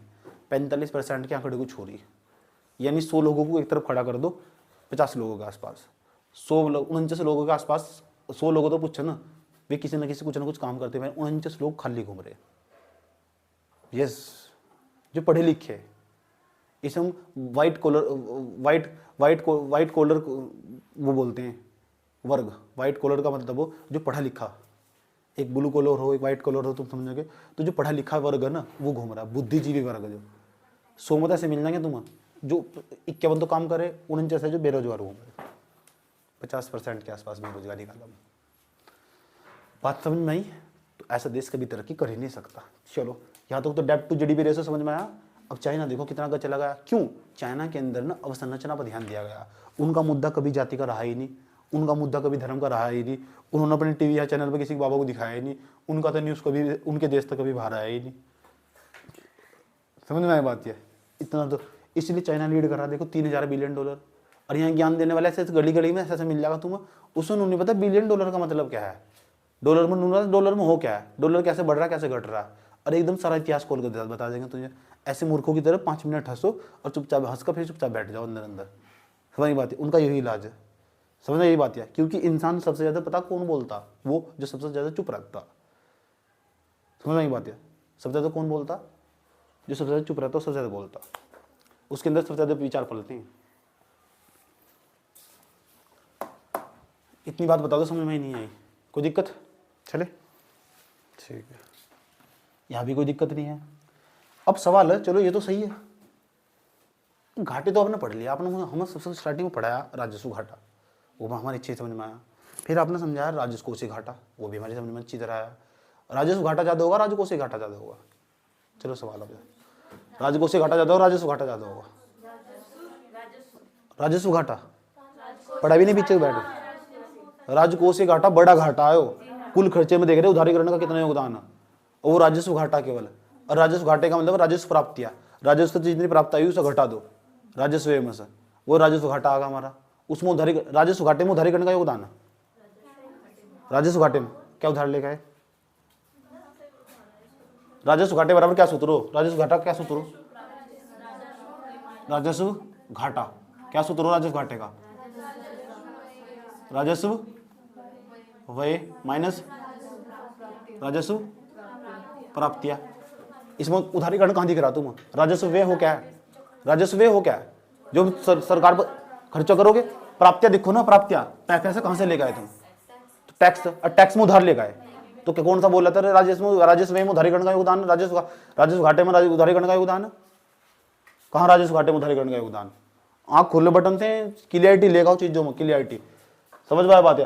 क्योंकि है राजस्व घाटा ना, जो राजस्व घाटा उसमें राजस्व प्राप्तियां, और राजस्व प्राप्तियों में कभी राजस्व प्राप्तियों मतलब टैक्स आगा, नॉन टैक्स आगा, तो यह तो उधारीकरण का योगदान है ही नहीं, यानी राजस्व घाटे में उधारीकरण का कोई योगदान नहीं है। ऐसे स्टेटमेंट बना रखे हो ना। अच्छा, राजस्व व्यय, राजस्व घाटा, राजस्व व्यय और राजस्व घाटा दोनों बराबर, इस बात का क्या मतलब है? राजस्व व्यय और राजस्व घाटा दोनों बराबर है, इस बात का क्या मतलब है? यही तो खास बात है, यही तो सवाल पूछेगा। राजस्व व्यय राजस्व घाटे के बराबर, इसका क्या अर्थ है? इस कथन का क्या अर्थ है? इसका मतलब है राजस्व प्राप्ति जीरो, जीरो, तो इसमें तो जीरो घटाओ क्या बैठेगा? इसका मतलब जो हमारा रेवेन्यू डेफिसिट वो बराबर है किसके? एक्सपेंडिचर के, रेवेन्यू एक्सपेंडिचर के। इसका मतलब राजस्व घाटा ही राजस्व व्यय है, राजस्व घाटा ही राजस्व व्यय है। इसका मतलब राजस्व प्राप्ति जीरो, और राजस्व प्राप्ति जीरो, इसका क्या मतलब है? राजस्व प्राप्ति मतलब टैक्स तुम्हें जीरो मिल रहा है, कोई टैक्स नहीं मिल रहा तुम्हें। ऐसे समझ, तुम्हें सरकार की कोई इनकम है ही नहीं। ऐसे समझ, सारा सरकार जो कर रही है ना, वो घाटा लेके अपना खर्चा कर रही पूरा का पूरा। एक छोटी सी इक्वेशन थी, पूरा घुमा देगा तुम्हें। समझो ना इसका मतलब क्या है? राजस्व व्यय का क्या मतलब है? राजस्व व्यय का मतलब खर्चा करना, और ये क्या है? राजस्व घाटा। घाटा लाकर, इसका मतलब इससे बुरी स्थिति कुछ नहीं हो सकती। कितनी बदतरीन स्थिति उसकी सरकार की, जितना लेकर आ रही इतने खर्च करी, सरकार की कमाई कुछ नहीं है, राजस्व प्राप्ति जीरो, ना तो टैक्स तक कमाई, नॉन टैक्स तक, ऐसा पूरी दुनिया में कहीं नहीं है। अगर है ना, इसका मतलब वो देश वेनेजुएला जैसा हाल होगा, उसका जिम्बाब्वे जैसा हाल होगा। राजस्व प्राप्ति जीरो होने का मतलब क्या है? अर्थ, इसका मतलब राजस्व तो कोई इनकम नहीं प्राप्त हो रही, मेरे राज्य दरबार तो मुझे कुछ नहीं मिल रहा, ना टैक्स मिल रहा, नॉन टैक्स मिल रहा। ऐसा किसी देश में होगा? अगर राजस्व प्राप्ति जीरो हो जाए, इसका ये अर्थ होगा, इसका मतलब उस देश की बहुत बदतर स्थिति हो चुकी। जिम्बाब्वे जैसे देश होगा, इसका मतलब उन्होंने एक देश तो लोन लिया होगा, वो लोन ले रहा, एक का लोन ले रहा, दूसरे का चुका रहा, एक का ले रहा, उसको चुका रहा, या अपने यहीं खर्च कर रहा है। राजस्व अपने राजस्व में घाटा भारत पैसा लेकर आ रहा होगा, समझ एक बात, खर्च कर रहा होगा। अब पता कौन सा पैसा? पूंजीगत प्राप्तियां। राजस्व प्राप्तियां तो है नहीं, राजस्व प्राप्तियां तो जीरो। उसका राजस्व उन्होंने इनकम देनी बंद कर दी, लोगों ने टैक्स देना बंद, जीएसटी बंद, इनकम टैक्स बंद, सब बंद कर दिया लोगों ने। इसका ये तो मतलब राजस्व प्राप्तियां क्या मतलब है? जीरो कर दिया लोगों ने। अपने दिमाग को जोड़, एक छोटा सा इक्वेशन ना, माइनस प्लस वाला, वही घुमा रहा तुम। अब एक अगला सवाल पूछता हूं, बताओ, राजस्व जीरो, क्या कभी राजस्व जीरो हो सके? हो सको तो फॉर्मूला वही तो नहीं हो सकता, फॉर्मूला तो कर देगा वो, ऐसे समझो, फॉर्मूला तो कर देगा वो। इसका क्या मतलब? मतलब राजस्व प्राप्ति ऋणात्मक, राजस्व प्राप्ति ऋणात्मक होने का क्या मतलब है? राजस्व प्राप्ति ऋणात्मक ऐसे हिंदी में कथन लिख रखे हो एक क्या? सुन लो, ध्यान लगे। अच्छा, राजस्व घाटा जीरो आएगा, इसका क्या मतलब है? राजस्व घाटा बराबर जीरो कैसे आ सके? जीरो कैसे आ सके?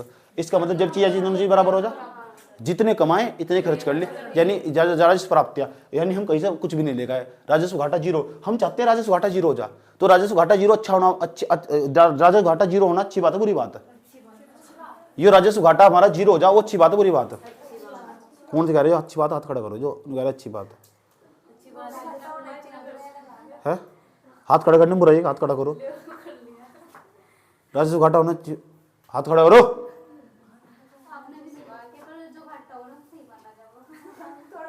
कौन सा वो राजस्व घाटा? राजकोषीय घाटे की बात चल रही थी वहां, वो राजकोषीय घाटा हो, राजकोषीय घाटा। जो राजस्व घाटा है ना, वो जीरो होना चाहिए, हमारा टारगेट भी है 2017-18 तक। चिल्ला चिल्ला के बता रहा हूं मैं। राजस्व घाटा पीछे कह रहा पढ़ते नहीं तुम घर बैठकर, तुम पढ़ते ही नहीं घर बैठकर, रियलिटी तो हो। राजस्व घाटा जीरो होना चाहिए, अरबी भी समझाया। राजस्व घाटा जीरो होगा, इसका मतलब मुझे ना, ये जीरो कैसे होगा? ये चीज इस चीज की बराबर होगी, 135 135 में 135 घटा के जीरो आ जाएगा। इसका मतलब जितने कमाए थे इतने खर्च कर लिए, दूसरे के सामने हाथ फैलाने की जरूरत नहीं पड़ी। समझ में आई बात? या ठीक, अगर तुम अपना घाटा जीरो करना, तो एक काम करो ना, जितने कमाओ इतने खर्च करो, अपने आप लागू करो ना, अपने आप लागू करो, जितने कमाओ इतने खर्च करो। तो जितने कमाए वो तो क्या होगी? राजस्व प्राप्तियां, और जितने खर्च करे वो क्या? राजस्व। इसका मतलब तुम्हारा घाटा जीरो हो जाएगा। यहां तो बताओ कोई दिक्कत है क्या? लेकिन सरकार बड़ी बड़ी बदतमीज है। अब देखो, ध्यान से समझना, यहां तो पक्का दो चीज समझाने वाला हूं मैं। एक प्रभावी राजस्व घाटा, और प्रभावी राजस्व घाटा ये नया है, नया टर्म जोड़ा है, इस सरकार ने जोड़ा है। और दूसरा क्या है? प्राथमिक घाटा। और सरकार बड़ी तेज है, और लोगों को दिखाने खातिर वो क्या है ना, हाथी के दांत दिखाई के कुछ और होगा, खाई के कुछ और होगा। ठीक, वो गाँव में कहावत चलती है ना, वही खास बात है। सुन लो, किसके दांत हो? कुत्तों दांत हो? सुन लो पहले, प्रभावी राजस्व घाटा क्या हो समझना बहुत आसान बात नहीं है। अगर तुम इसे समझ गए ना आज, तो बहुत बड़ी चीज समझ गए। तो ये बताओ, एक तो पूंजीगत व्यय हो, एक राजस्व व्यय हो। पूंजीगत व्यय होगा एक बार, और राजस्व व्यय होगा बार बार। ऐसे समझो। अब मैं तो यहाँ थोड़ा समझाने जा रहा हूँ, और एक अलग प्रकार का घाटा समझा रहा हूँ। अभी तक मैंने तुम दो ही घाटे समझाए ना मैंने तुम्हें। एक तो समझाया मैंने राजस्व घाटा, एक समझाया राजकोषीय घाटा। और राजकोषीय घाटा हमेशा कम होगा, राजकोषीय घाटा ज्यादा होगा, और राजस्व घाटा हमेशा कम होगा। अब हम चाहते हैं राजस्व घाटा हमेशा कितना हो जाए? जीरो हो जाए। लेकिन राजकोषीय घाटे को हम कभी नहीं चाहते जीरो हो जाए, बस वो जीडीपी के 3% के आसपास हो जाए। ठीक, ऐसा माना जाता है। राजकोषीय घाटा जीरो करने का मतलब देश की स्थिति ज्यादा बिगड़ भी सकती है। सर्व प्लस ज्यादा खतरनाक हो। किसी के घर में अगर ना, सुन लो ध्यान लगाएगा, किसी के घर में अगर उत्पादन ज्यादा हो रहा ना, फिर वो समस्या भी खड़ी कर देगा। बात अलग, हमारे मार्केट में डिमांड ही नहीं है, उत्पादन तो इतना कर रहे हो तुम, मार्केट में डिमांड ही नहीं है उस चीज की।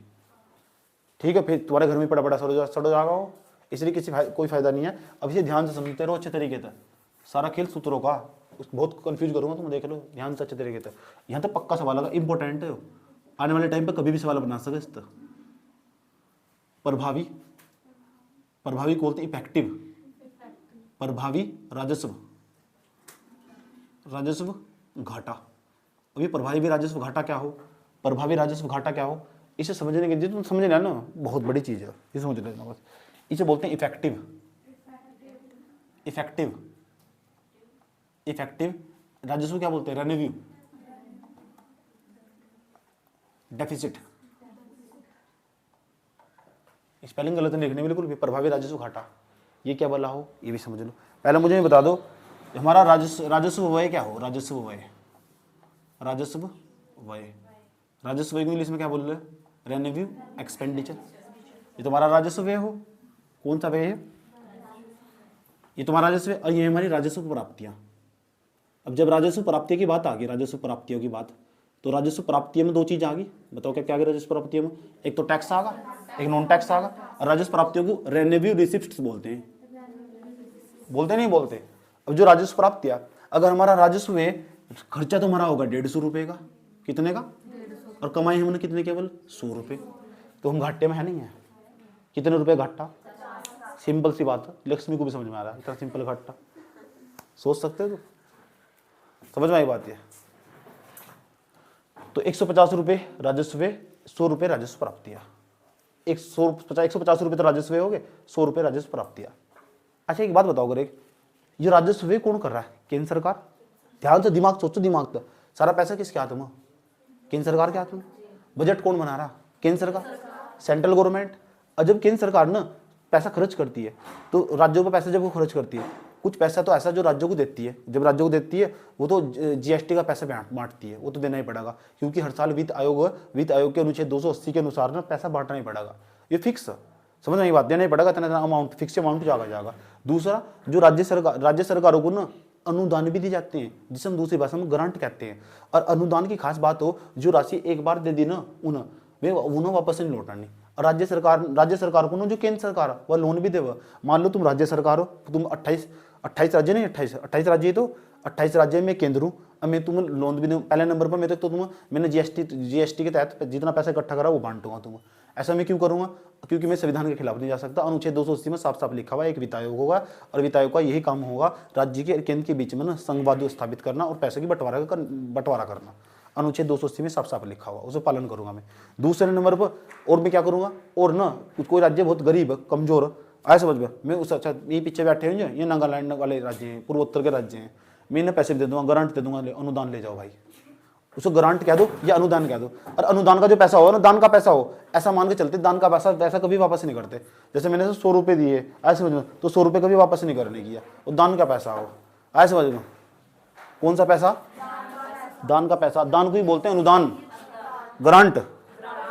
इतनी बात बता दो, समझ में आई नहीं, तो अनुदान का पैसा वापस होगा, नहीं होगा ना अनुदान का पैसा वापस।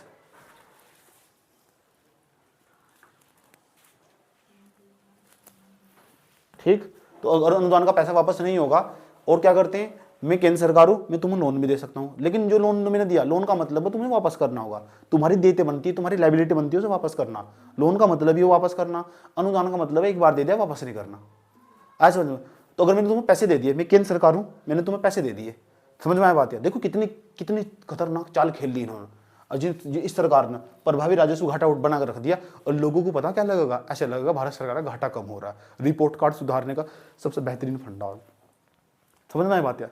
चलो, मैं केंद्र सरकार हूँ, मैंने तुम्हें पैसे दे दिए, मैं खर्च करता हूँ, मैं दो जगह खर्च करूंगा। नंबर फर्स्ट, एक तो मैं अपनी पूंजीगत व्यय करूंगा, एक मैं राजस्व व्यय करूंगा। मैं केंद्र सरकार हूँ, अगर मैं पूंजीगत व्यय करूंगा, इसका मतलब मैं रोड, पुल, सड़क, ये इंफ्रास्ट्रक्चर, इन पर ध्यान दे रहा हूँ मैं, पूंजीगत व्यय होगा। एक होगा मेरा राजस्व व्यय, तो भारत सरकार का राजस्व व्यय ज्यादा, 31 लाख करोड़ रुपए पिछले बजट में राजस्व व्यय था, इस बार भी इतना ही है, ज्यादा 35 लाख करोड़ रुपए के आसपास, 35-37 के आसपास है, 33 लाख करोड़ के आसपास, 33 लाख करोड़ के आसपास है इस बार भारत सरकार का जो बजट के अंदर ना राजस्व व्यय ज्यादा हो हमारे यहाँ राजस्व व्यय ज्यादा हो रहा है। उस राजस्व व्यय मत जो मैं तुम्हें अनुदान दे रहा हूँ, वो ना जो मैं तुम्हें अनुदान दे रहा हूँ वो पूंजीगत व्यय मांगा, राजस्व व्यय मांगा, बता दो मुझे। जो तुम अनुदान, तुम राज्य हो, मैं केंद्र हूँ, मैं तुम्हें पैसा दूंगा, मेरा काम है पैसा बांटना। मैंने 45 लाख करोड़ रुपए का साल का बजट रखा है, 45 लाख करोड़ रुपए, तो मुझे 35-37 लाख रुपए खर्च करने, 35 लाख रुपए के आसपास खर्च करने राजस्व व्यय पर, और पूंजीगत व्यय पर खर्च करने बाकी पर पैसे। तो मुझे ये बता दो, मैं तुम्हें जो अनुदान दे रहा हूँ, पैसा दे रहा हूँ, अनुदान दे रहा हूँ मैं राज्यों को, जो अनुदान दे जा रहा है वो पूंजीगत व्यय मांगा, राजस्व व्यय मांगा, रैपटा सा लगेगा ना मुंह पे खींच का। इतना इतनी भी अकल है, क्या पढ़ रहे हो तुम यार? तुम्हें ये नहीं पता कौन सा पूंजीगत व्यय वहां का। मुझे उससे क्या फायदा होगा अनुदान देगा? मैं जो तुम्हें पैसा दूंगा मेरा तो राजस्व व्यय हो, मैं केंद्र सरकार हूं, मेरा राजस्व व्यय हो। समझ में आई बात? यार खर्चा देखो ना कहां हो रहा है। क्या मुझे उससे क्या बेनिफिट होगा? पूंजीगत व्यय का मतलब उससे मुझे बेनिफिट होगा। तो दिमाग तो सोचा, दिमाग तो अब बेनिफिट मुझे मिलेगा उससे 1 साल तक। मुझे 1 साल तक तो कम तो बेनिफिट मिल नहीं रहा। पूंजीगत में कहां तो जाएगा वो? कैसे कह रहे तुमने मैं तुम्हें लोन दूंगा, अब वो एक पूंजीगत है, क्योंकि तुम्हारा पूंजीगत व्यय राजस्व व्यय क्लियर नहीं है अब तक। पूंजीगत व्यय क्या होगा, राजस्व व्यय क्या होगा? आराम आराम तो समझा रहा हूं, भी तुम्हारी बुद्धि में घुस नहीं रही बात। यार मैं केंद्र सरकार हूं, तुम राज्य सरकार हो, तो केंद्र सरकार ने, मैं केंद्र सरकार तुम्हें पैसा दूंगा तो 2 तरीके, मैं अपना पैसा 2 तरीके से खर्च करूंगा। एक तो मैं रोड इंफ्रास्ट्रक्चर इन पर सब पर खर्च कर दूं संरचना पर, तो वो तो मेरा पूंजीगत व्यय होगा। अब मैं राज्य सरकारों को जो पैसा दूंगा ना, जीएसटी के तहत जो पैसा जाएगा, हर साल दिया जा रहा हो, तो 1 साल और बार बार नहीं दिया जा रहा हो, अगले साल फिर दूंगा, अगले साल फिर दूंगा, तो यही दिमाग लगा लो 1 साल तक कम हो, 1 साल तक कम होगा तो राजस्व व्यय नहीं होगा मेरा। तो मैं केंद्र सरकार हूं, जो मैंने तुम्हारे ऊपर पैसा दिया ना, तुमने भीख मंगो की तरह मेरे हाथ फैला के मांगा, अनुदान जिसे बोलते हैं, इसका ये मतलब वो अनुदान तो एक प्रकार का मेरा तो राजस्व व्यय होगा। वो बात समझ आई? खर्चा तो मैंने कर दिया, मेरा तो राजस्व व्यय होगा वो। मैं केंद्र सरकार हूं, मैंने जो तुम्हें अनुदान दिया, तुम राज्य सरकार हो, वो मेरा पता क्या होगा, मेरा राजस्व व्यय होगा। आया समझ में? अब तुम्हारी मर्जी, तुम उसका क्या करोगे बेटा, जो मैंने तुम्हें अनुदान दिया। अब मेरी बात ध्यान से सुन लेना अच्छे तरीके से, इतनी में जल्दी थोड़ा ही समझ जाओगे। प्रभावी राजस्व घाटा ठाया सूत्र रट लिया, सूत्र कैसे बनाए पता लगेगा, समझ में आई बात? है समझ लो। मान लो मुझे तेरे पे 150 रुपये खर्च करने, 150 रुपये, तो 150 रुपये के 2 तरीके हो सके। नंबर फर्स्ट, एक तो मैं 150 रुपये है, ये मेरा खर्चा है, भाई भारत सरकार हूं, इतना खर्चा करना मुझे, इसमें तो कुछ तो मेरा ऐसा जो मुझे पूंजीगत व्यय करना। पूंजीगत व्यय, मैं केंद्र सरकार हूं, भी मैं केंद्र सरकार हूं, अभी मैं राज्य सरकार पर नहीं आया, केंद्र सरकार हूं मैं केंद्र सरकार हूं भाई। आज सवाल भी सेम, जो मैं लाइन बोल ली ना, सेम सवाल यूपीएससी में पूछा हुआ। केंद्र सरकार जो राज्यों को योगदान अनुदान देती है, वो पूंजीगत व्यय मांगा, राजस्व व्यय मांगा, राजस्व व्यय मांगा, तो ये केंद्र सरकार है। जरूरी नहीं है 150 तो मात्र महज एक उदाहरण, तो पूंजीगत व्यय तो कुछ तो मैं पूंजीगत व्यय करूंगा। अरे ऐसा मान के चलते हैं पूंजीगत व्यय हमारा इतना कमी हो, आया समझ में? पूंजीगत व्यय हमारा कमी हो, हमेशा राजस्व व्यय ज्यादा हो, ठीक है? राजस्व व्यय हमारा ज्यादा होगा, और ये लगभग बहुत हर साल बढ़ता ही रहता। इस बार भी तुम्हें चेक करके अपने अमाउंट के अंदर यही फिक्स कर देना, इसी तरह नोट्स बनाना तुम। राजस्व व्यय इस बार हमारा ज्यादा, हर पिछले साल भी ज्यादा, हर साल हमारा राजस्व व्यय ज्यादा रहा। हम जो राजस्व है ना हमारा, वो राजस्व व्यय वो मेंटेनेंस कॉस्ट हो, देश को आगे बढ़ा, जो देश को आगे बढ़ाने वाला कॉस्ट, पूंजीगत व्यय। समझ करोगे एक बार, ऐसा हो जाए बेनिफिट होगा बार बार। उसके बाद ये राजस्व व्यय हमारा, तो राजस्व व्यय के तहत ना, मैं जब अपना खर्चा करता हूँ राजस्व व्यय के तहत, तो मैंने जो राज्य सरकार है, ये है हमारी राज्य सरकार है, राज्य की सरकार है। अब जो राज्य की सरकार है, मैं अपना पैसा कैसे खर्च करूंगा? नंबर फर्स्ट, एक तो मैं क्या करूंगा, टैक्स का पैसा बांटूंगा इनके बीच में, जो मुझे टैक्स का पैसा मिला ना सारा का सारा, क्योंकि जब जीएसटी लागू हो चुका है, जब तक जीएसटी लागू हुआ है, वैट खत्म हो चुका है, तो मैंने इनके हाथ काट दिए। मैंने कहा अब जब तुम कोई पैसा इकट्ठा नहीं करने के, सारा पैसा जीएसटी के तहत मेरे खाते में आएगा, फिर जब मेरे खाते में आ जाएगा तो फिर तब मैं तुम्हें बांटूंगा पैसा।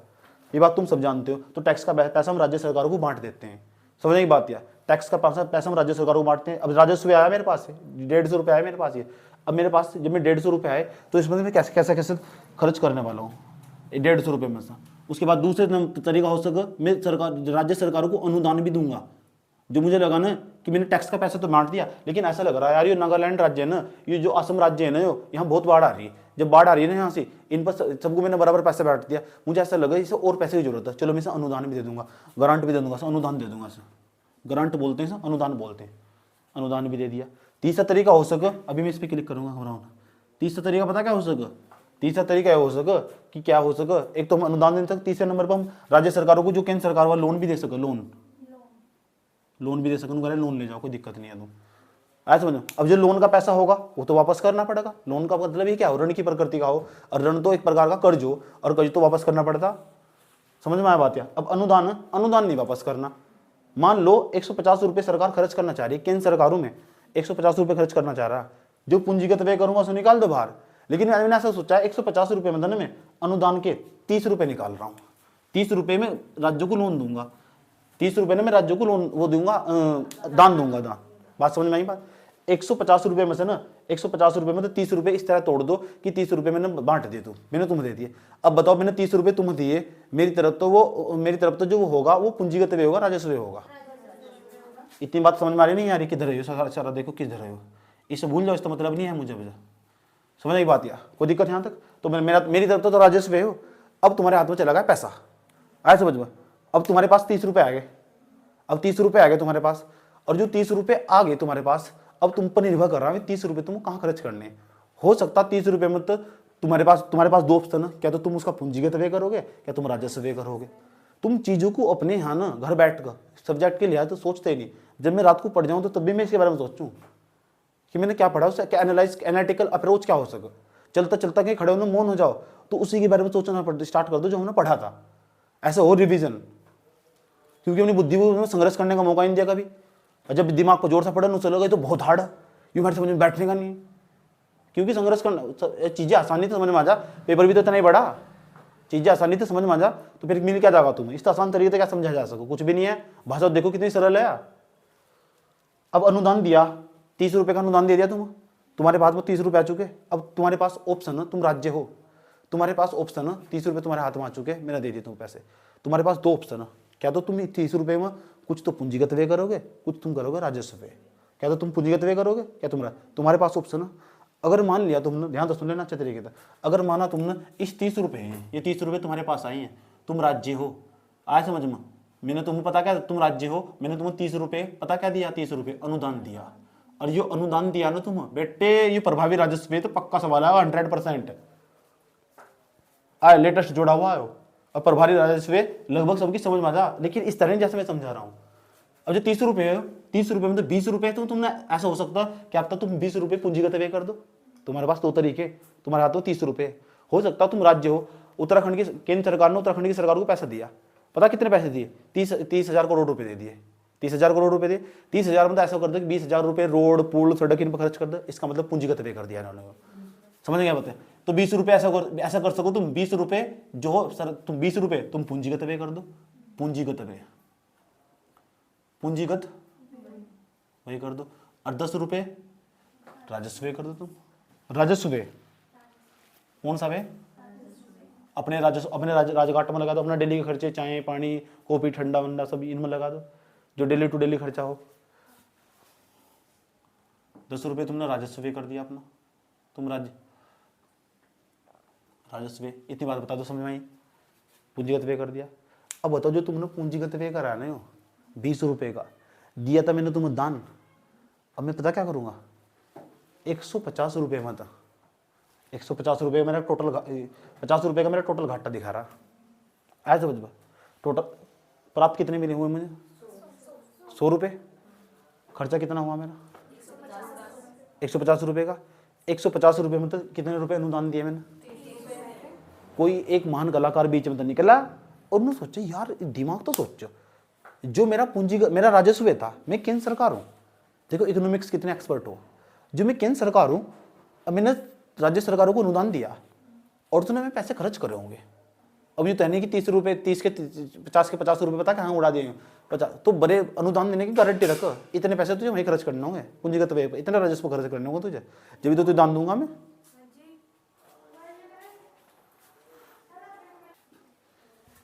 किसी एक महान कलाकार ने देखा, सोचा यार जो राज्य सरकारों को पैसा दिया जा रहा है पूंजीगत व्यय, तो ये राजस्व व्यय भी कर रहे होंगे और पूंजीगत व्यय भी कर रहे होंगे। अब ये पूंजीगत व्यय है तो ये तो रोड पे खर्च कर रहे होंगे मैं, आया समझ में? और सरकार भी रोड पे खर्च कर रहा, आया समझ में? सरकार भी रोड पे खर्च कर रहा, तो इस घाटे से बाहर निकाल दिया, 20 रुपये हटा दो। इधर से चलो मान लो खर्चा है तो सरकार ने दे दिया उन्हें, सरकार इसे अपना खर्चा ही नहीं माननी। क्यों? क्योंकि जो ये पूंजीगत व्यय है ना, जिसे हम राजस्व में मान के चल लेते हो, जिसे 30 रुपये, जो हमारा 30 रुपये राजस्व व्यय था ना, क्या होगा जा और सबको। अच्छा बताओ, मैं केंद्र सरकार हूं, जो मेरा राजस्व व्यय था उसमें से 20 रुपये राज्य सरकार ने ये मेरा 30 रुपये है, मैं केंद्र सरकार हूं, ये मेरा राजस्व व्यय था, इसमें से 20 रुपये केंद्र राज्य सरकार ने पूंजीगत व्यय बना दिए। कितने रुपए? 20 रुपये। अब मुझे बता 20 रुपये बना दिए तो टोटल घाटा तो टोटल में बताओ मुझे कितना खर्चा बचा है। प्रभावी राजस्व व्यय कितना हुआ, प्रभावी राजस्व व्यय, तो प्रभावी राजस्व व्यय इसे ना मैं माइनस कर दूंगा, क्योंकि ये तो रोड पे खर्च हुए ना, तो यही तो कलाकारी। देखो खर्च कहाँ कर रहे हैं, यही तो चीज समझनी। इस रोड पर खर्च कर दी, पूंजीगत व्यय का मतलब क्या हो, मैंने तुम्हें दिए थे पैसे, तुमने रोड पर खर्च कर, मैं भी वही खर्च कर रहा, तो इसे मैंने घाटा मानकर चल रहा। इसे मानते हैं जो प्रभावी राजस्व घाटा। देखो प्रभावी राजस्व व्यय निकाल लो पहले, प्रभावी राजस्व व्यय, अभी घाटा नहीं निकालना, प्रभावी राजस्व व्यय। तुम बताओ टोटल घाटा कितने का, 150 का, कितने का, आया समझ में। राजस्व व्यय कितना हमारा, राजस्व व्यय कितना, 150 रुपए, ठीक, और माइनस कर देंगे, माइनस 150 का मतलब क्या, 150 का मतलब क्या, राजस्व घाटा, राजस्व घाटा माइनस 20 रुपए। 20 रुपए पता क्या है, राज्य सरकारों को दिया जाने वाला अनुदान, जो ऐसा अनुदान जो पूंजीगत व्यय में लगाया गया हो। राज्य सरकारों को दिए जाने वाला अनुदान जो पूंजीगत व्यय में लगाया गया हो। राज्य सरकारों को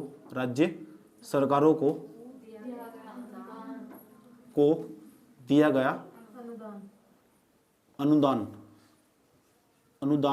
जो पूंजीगत व्यय में लगाया गया हो, पूंजीगत व्यय में लगाया गया हो। अब बताओ कितना बैठेगा, बताओ।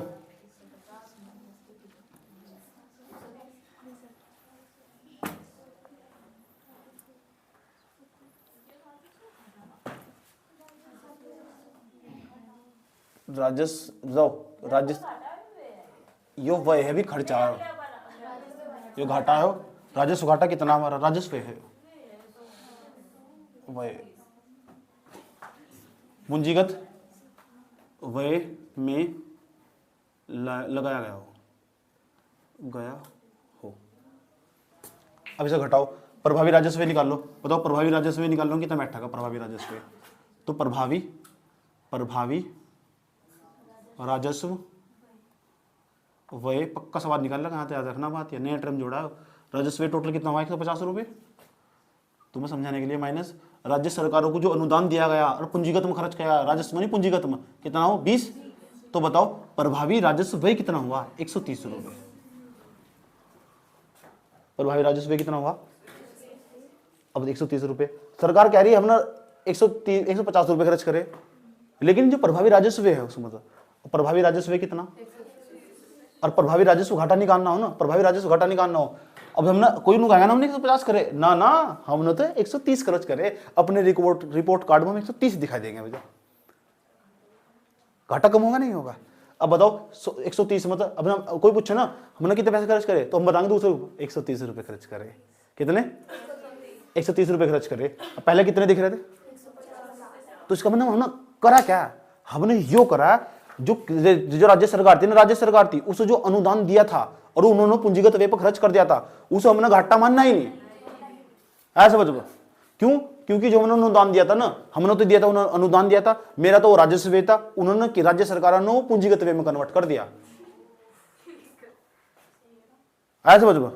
मैंने तो उन्हें राजस्व व्यय दिया था, मैं तो राजस्व व्यय था, उन्होंने उठाया और पूंजीगत व्यय में कन्वर्ट कर दिया, इसलिए मैंने तो घाटा ही नहीं मानना, किसी एक ने देखा। और बात भी सही भी है। महज एक रिपोर्ट जो कार्ड है ना सरकार का, वो सुधारने का तरीका, ताकि सरकार की स्थिति को अच्छा दिखा जा सके। अब सरकार दुनिया के सामने जो घाटा बड़े बड़े शब्दों में पेश करती है ना, वो दिखाता है, देखो हमारा प्रभावी राजस्व घाटा इतना, देखो मनमोहन सिंह की सरकार में कितना सारा घाटा था, हमारा देखो कितना घाटा। बेवकूफ बनाने का तरीका, बात समझ में आई है, कोई दिक्कत यहाँ तक। और सुनो, प्रभावी राजस्व घाटा देखो। अब प्रभावी राजस्व घाटे का क्या सूत्र बैठेगा, प्रभावी राजस्व घाटा बराबर, ये बताओ, तो प्रभावी राजस्व व्यय कितना हुआ, प्रभावी राजस्व व्यय कितना हुआ, प्रभावी राजस्व व्यय, साफ लिखियो से, व्यय माइनस राजस्व प्राप्तियां, तो राजस्व जो प्राप्तियां होंगी। अभी बताओ प्रभावी राजस्व व्यय कितना हमारा, 130 रुपये, और माइनस कितना बैठेगा, 100 रुपये, तो घाटा कितना है, 30 रुपये। रिपोर्ट कार्ड में प्रभावी राजस्व घाटा कितना दिखाई देगा, और पहले कितना दिखाई दे रहा था, 150 कहाँ दिखाई दे रहा था, 50 रुपये दिखाई दे रहा था। पहले तो 50 रुपये दिखाई दे रहा था। तो जब से प्रभावी राजस्व घाटा आया तो जो कार्ड में लिखा हुआ दिखाई देगा वो घाटा कम नहीं दिखाई देगा। सरकार कितनी तेज निकली, आए समझ में। इसे कहते हैं रिपोर्ट कार्ड सुधारने का तरीका। इन सब चीजों पर विश्लेषण करना तुम, इतनी गहराई में जाना पड़ा एग्जाम को समझने के लिए। अब मैं सारा दोबारा समझा रहा हूँ, सर जी प्रभावी राजस्व घाटा और एक का तुम नंबर लगा रहा हूँ, क्या क्या बताया, समझ में आया बात। यार जितनी नींद चढ़ रही सारी उतारूंगा, धप धप मारूंगा मुंह खींच के। मैं प्रभावी राजस्व घाटा समझा रहा हूँ, आया समझ में। और आसान भाषा में समझा, सब लिखना तुम। केंद्र सरकार के द्वारा जो राजस्व व्यय किया जाता है, राजस्व व्यय के तहत केंद्र सरकार का राजस्व व्यय अधिक होता है, पूंजीगत व्यय सरकार हमेशा कम करती है। अधिकांश समय में देखा गया पूंजीगत व्यय कम करती है, राजस्व व्यय ज्यादा करती है। जब राजस्व व्यय सरकार ज्यादा करती है, राजस्व व्यय के तहत सरकार राज्यों को कुछ पैसा तो जीएसटी के तहत बांट देती है, जो टैक्स वाला पैसा बांट देती है, और दूसरा वाला पैसा जो है केंद्र सरकार राज्यों को अनुदान भी देती है। समझ में आई बात है। अब जब केंद्र सरकार के द्वारा राज्यों को जो अनुदान दिया जाता उसमें से जो राज्य कुछ राज्य ऐसा करते होंगे, पूंजीगत व्यय भी करते होंगे और राजस्व व्यय भी करते होंगे। कुछ राज्यों ने जो पूंजीगत व्यय करा था उस घाटे का हिस्सा ही नहीं मानना, आया समझ में। क्यों? क्योंकि वे भी रोड पर खर्च कर रहे हैं, हम भी रोड पर खर्च कर रहे हैं, इसे घाटे कैसे हटा दो। क्योंकि उन्होंने राज्य सरकार, मेरी तरफ तो राजस्व व्यय था, तो राजस्व तो सरकार ने क्या करा होगा, राज्य सरकार ने कुछ पैसे तो रोड पर खर्च करे होंगे और कुछ ऐसे करे होंगे जो राजस्व करा होगा। तो राजस्व को तो छोड़ दो, तो राजस्व मतलब नहीं है, लेकिन पूंजीगत व्यय तो करा। तो जो पूंजीगत व्यय करा हमने सब पकड़ लिया, किसी एक ने देखा बढ़िया कर अच्छे से इकोनॉमिक्स ना पकड़ लिया, यार ये 30 रुपए के 20 रुपए की क्या गड़बड़ है, ये 20 रुपए है, जो 20 रुपए का बंटवारा हो रहा है ये तो वही हो रहा है, यही काम हम कर रहे, वही कम कर रहे, तो इसे कम कर दो, क्या दिक्कत हो रही। ये सब तुम अपना खर्चा मान क्यों रहे, ये तो तुम लगा ही रहे। तो इसे हमने कम कर दिया वहां से, जैसे कम कर दिया तो प्रभावी राजस्व घाटा हमारा आया 30 रुपए। कितने रुपए? ये पता है इसको, इस घाटे की कोई जरूरत थी। जो इन्हें मानना चाहिए विनिवेश को घाटे का हिस्सा मानना चाहिए, वो तो ये मान नहीं रहे, ऐसा समझ में। फिर पता लगता नहीं कि औकात क्या समझ में आता, घाटा कितना। विनिवेश को घाटे का, चाहे विनिवेश हो चाहे उधारीकरण हो, शॉर्ट टर्म तो मैंने इसका पूरी, लॉन्ग टर्म की तुम्हारे लिए समस्या खड़ी हो जाएगी।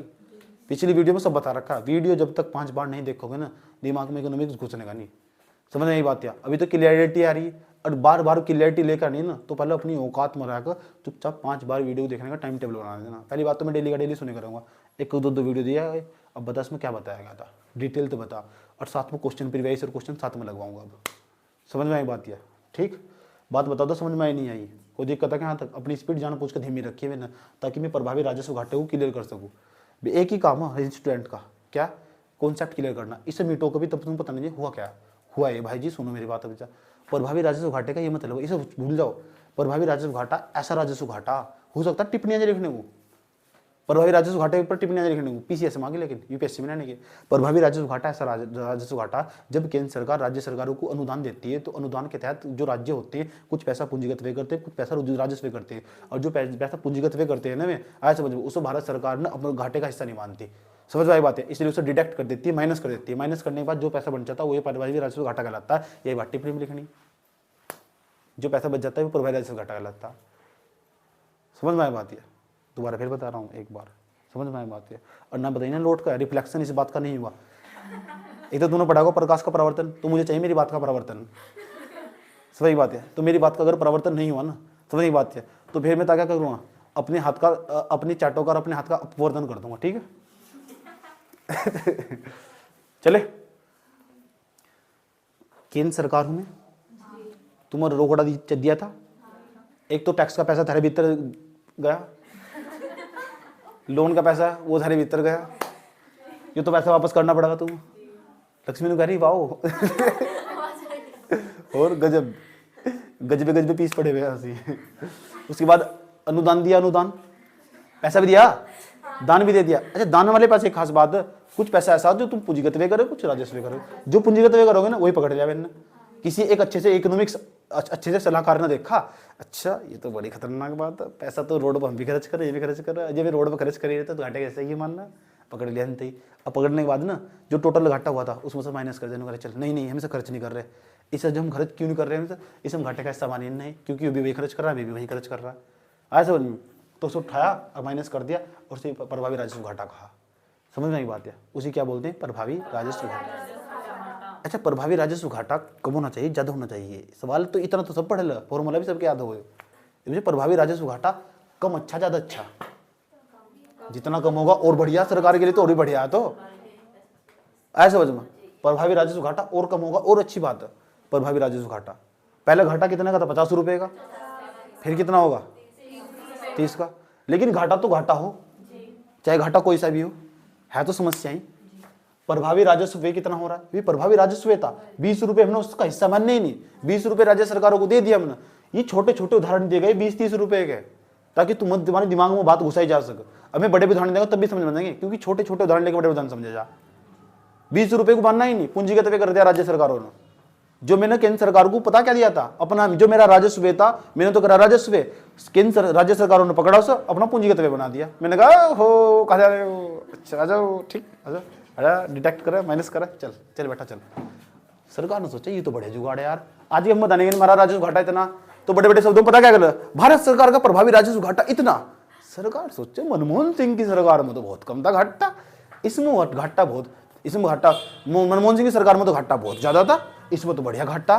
अब कुछ लोग पढ़ते तो है नहीं, उन्होंने नहीं पता प्रभावी राजस्व घाटा कौन था। घाटा तो घाटा एक ही घाटा, बस पीछे के 2-4 साल के आंकड़े देते हैं, ठग है 2 साल के इधर देखो मनमोहन सिंह की सरकार में घाटा कौन था वो देख रहे कौन सा घाटा हो, प्रभावी राजस्व घाटा या क्या है वो।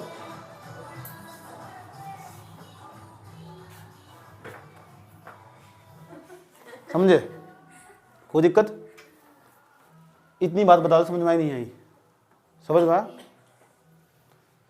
तो आलोचना करना किसी की खतरनाक बात है, आलोचना करना आसान बात है। और किसी की जब आलोचना करो ना तो सुबह तक बैठ जाओ और शाम तक उठो। अब मैं अपनी आलोचना करना शुरू कर दूँ ना, सुबह से शाम तक उठो, अब आलोचना ही पूरी नहीं होने की। और उसका योगदान समझना बहुत खतरनाक बात है। अब मनमोहन सिंह की लोग आलोचना करते हैं, अच्छी बात है, ये अपने औकात भी नहीं भूलनी चाहिए। 1991 का जो आर्थिक संकट था उसे कैसे भूल सको? देश को ऐसे खंदक में से बाहर निकालना, 12-13 दिन का जिले पर्याप्त बच रहा था हमारे जो फॉरेक्स था, और हालत ऐसी हो रही दूसरे, ऐसा कौन सा देश था जिसके सामने हाथ नहीं फैलाया? तो ये प्रभावी राजस्व घाटा समझ में आया? एक बार कर इसका इसे डिकोड कर लेते हैं। चलो जो बजाओ, ध्यान से समझने अच्छे तरीके से।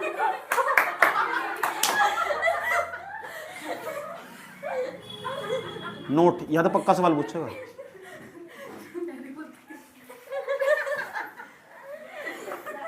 एक और राजकोषीय घाटा, राजकोषीय घाटा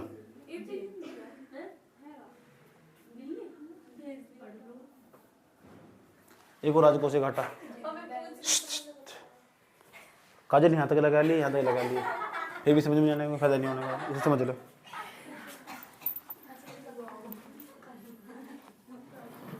राजकोषीय घाटा, राजकोषीय घाटा ज्यादा होगा या राजस्व घाटा ज्यादा होगा? पक्की बात है, सोच लो एक बार और, तुम्हारा नंबर आ लिया। राजकोषीय घाटा होगा या राजस्व घाटा ज्यादा होगा? अच्छा सच, पक्की बात है। एक है प्रभावी राजस्व घाटा, ये ज्यादा होगा कि राजस्व घाटा ज्यादा होगा? राजस्व घाटा ज्यादा होगा, प्रभावी राजस्व घाटा ज्यादा होगा? अब यार समझाए, जो राजस्व घाटा हो 50 रुपए हो, और प्रभावी राजस्व घाटा, प्रभावी तो और भी कम होगा, सोचो, डूब के मर जाओ। प्रभावी घाटा, अब मैं पूछने लगूं तुमसे बताओ इन तीनों का क्रम बताना कि कौन सा बढ़ता क्रम घटता क्रम। खुल जा सिम, आ जाओ इधर आ जाओ। तो जो राजकोषीय घाटा ना वो हमेशा ज्यादा होगा, और राजस्व घाटा उससे कम होगा, सबसे कम होगा प्रभावी राजस्व घाटा। अब पता लग गया? तो हम क्या चाहते हैं? क्या हमने कभी ये चाहा कि राजकोषीय घाटा 0 हो जा? नहीं। क्या गर्दन जी ला रही है, गर्दन ही तोड़ दी जाएगी। जो जीडीपी है ना, जीडीपी का लगभग ना 3% होना चाहिए राजकोषीय घाटा। ये हमारा टारगेट है, लक्ष्य है हमारा, ये हमारा टारगेट हमारा यही है। ऐसा कहाँ लिखी हुई है बात? FRBM एक्ट, FRDM एक्ट कब का हो? 2022 का। अच्छा, कोई दिक्कत यहाँ तक? इसे बंद कर। समझ, जब पढ़ने में ध्यान दे रहे हो ना तो पढ़ने में ध्यान लगाना चाहिए, दिमाग कम काम करता है। जो राजस्व घाटा ना इसे हम 0 लाना चाहते हैं, 0 बनाना चाहते हैं। वो बात अलग हम कर नहीं पाए आज तक इसे कभी। समझ में बात यार भाई, जब बजट पढ़ोगे तो वहाँ चेक करोगे राजस्व घाटा कितना हमारा, और राजस्व घाटा एक साल का चेक हो, ये भी ये बात अलग है, चीज़ हम आज तक कर नहीं पाए, तो लक्ष्य हमारा हो, लेकिन वर्तमान में कितना चलना है, वर्तमान में ये तुम्हारे ऊपर छोड़ दिया। ऐसे गूगल से सर्च करके पता करो, ऐसे समझ में, या फिर बजट में चेक करके देखो कि राजकोषीय घाटा इस साल कितना रहा हमारा। समझ में आई बात यार, राजकोषीय घाटा कितना रहा वर्तमान का ही तुम्हारा काम हो। समझ में आई बात है, ये हम बजट पढ़ेंगे ना तभी हम चेक कर लेंगे। राजस्व घाटा हम जीरो करना चाहते हैं, लेकिन ये टारगेट था हमारा 2017-18 तक, कुल 17-18 तक यार राजस्व घाटा हमारा जीरो हुआ, वही नहीं। उसके बाद प्रभावी राजस्व घाटा, ये भी हम जीरो करना चाहते हैं। ये हमारा टारगेट पता कब था, 2019 तक, 2018-19 तक ये हमारा टारगेट था। कर पाए, जीरो करना चाहते हैं, 0% इस घाटे जीरो करना चाहते हैं, कर पाए नहीं कर पाए ना। एक और नया घाटा घुसा दिया इन्होंने बीच में, जानना चाहते हो। इतनी बात होता समझ में ही नहीं है, कोई दिक्कत क्या कह रहे थे चश्मा।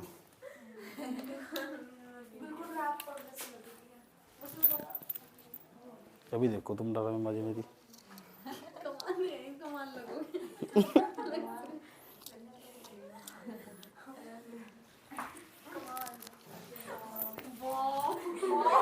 आज भी ख्याल तेरा इधर।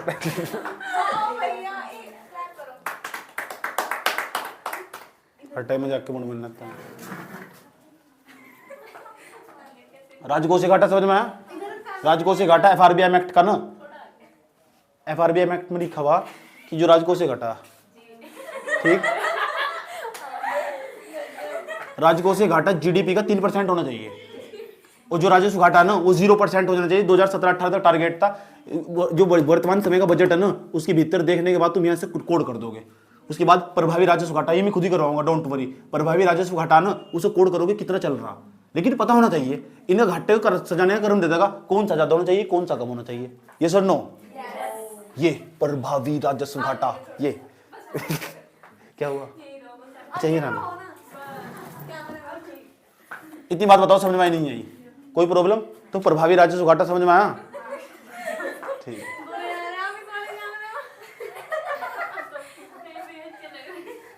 अब नेक्स्ट अब अगला घाटा समझने वाले हम।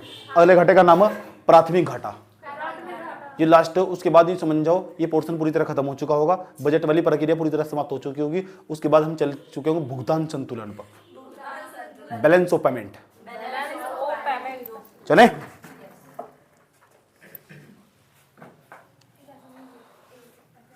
अच्छा एक बात बताओ, प्रभावी राजस्व घाटा कितना हमारा, प्रभावी राजस्व घाटा कितना है, प्रभावी राजस्व व्यय कितना हमारा, व्यय, प्रभावी राजस्व व्यय देख कर बताओ कितना, प्रभावी राजस्व व्यय देख बताओ इसमें तो कितना, प्रभावी राजस्व व्यय कितना था, प्रभावी राजस्व व्यय, अच्छा 130 रुपए। अच्छा प्रभावी पूंजीगत व्यय कितना हमारा,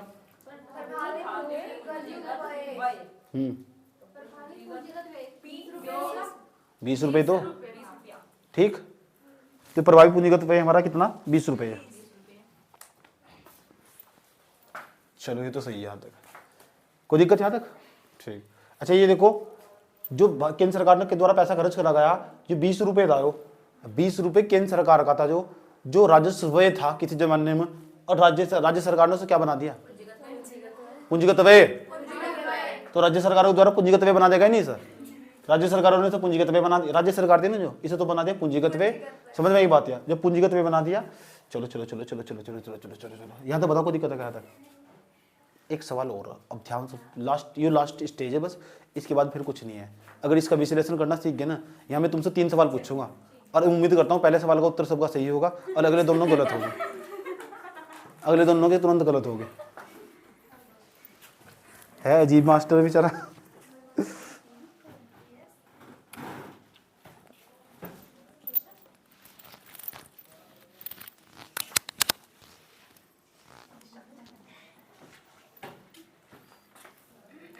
अच्छा एक बात बताओ बाबू, ये मेरा बजट, ये बजट दिक्कत कौन सा बाबू, कौन सा बाबू,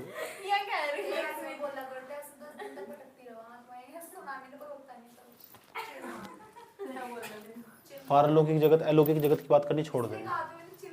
बजट 45 लाख करोड़ रुपए के आसपास का, मान लो 45.03 लाख करोड़ रुपए का बजट हमारा। भारत सरकार खर्च करने वाली है अगले साल में तुम्हारे ऊपर ही है, आया समझ में? ठीक।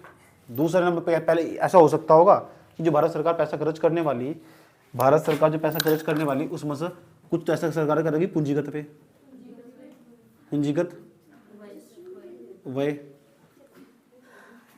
कुछ तो पूंजीगत व्यय करेगी, कुछ राजस्व व्यय, पूंजीगत व्यय, पूंजीगत व्यय या राजस्व व्यय, कुछ राजस्व व्यय। अच्छा बताओ, राजस्व व्यय ज्यादा हो पूंजीगत व्यय ज्यादा हो? मेंटेनेंस कॉस्ट ज्यादा, पूंजीगत व्यय तो एक ही बार हो, राजस्व व्यय तो हर साल हो, बार बार। क्यों जी? ठीक। चुप। इधर देखो, मान लो सरकार ने ये कर दिया 33 लाख करोड़ रुपए के आसपास, 33 लाख करोड़ रुपए राजस्व। ठीक, मान लो मोटा मोटा 35 कर दे, 37 कर दिया मैंने। आज 45 में था, 37 यहाँ खर्च होगा, बताओ कितना बच गया? 7 लाख, 7-8, 8 लाख के आसपास, 8 लाख करोड़ रुपए, 8 लाख करोड़ रुपए पूंजीगत व्यय कर दिया सरकार ने, मान लिया। तो केंद्र सरकार ने क्या करा था इसमें से भी बताओ मुझे, राजस्व व्यय में से ये 20 रुपए माइनस करेंगे नहीं, सरकार कर रही 22 रुपए। अरे भाई ये 20 रुपए नहीं आएगा, मान लो मुझे क्या पता कितने पैसे होंगे हमें, आया समझ में? मान लिया वो x रुपए थे, कुछ भी हो सकता, मुझे नहीं पता कितने थे, कितने मान लिए x रुपए।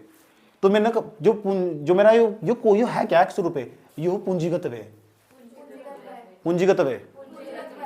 और राज्य सरकारों को दिए जाने वाला अनुदान था ना, उसका क्या है, पूंजीगत व्यय है।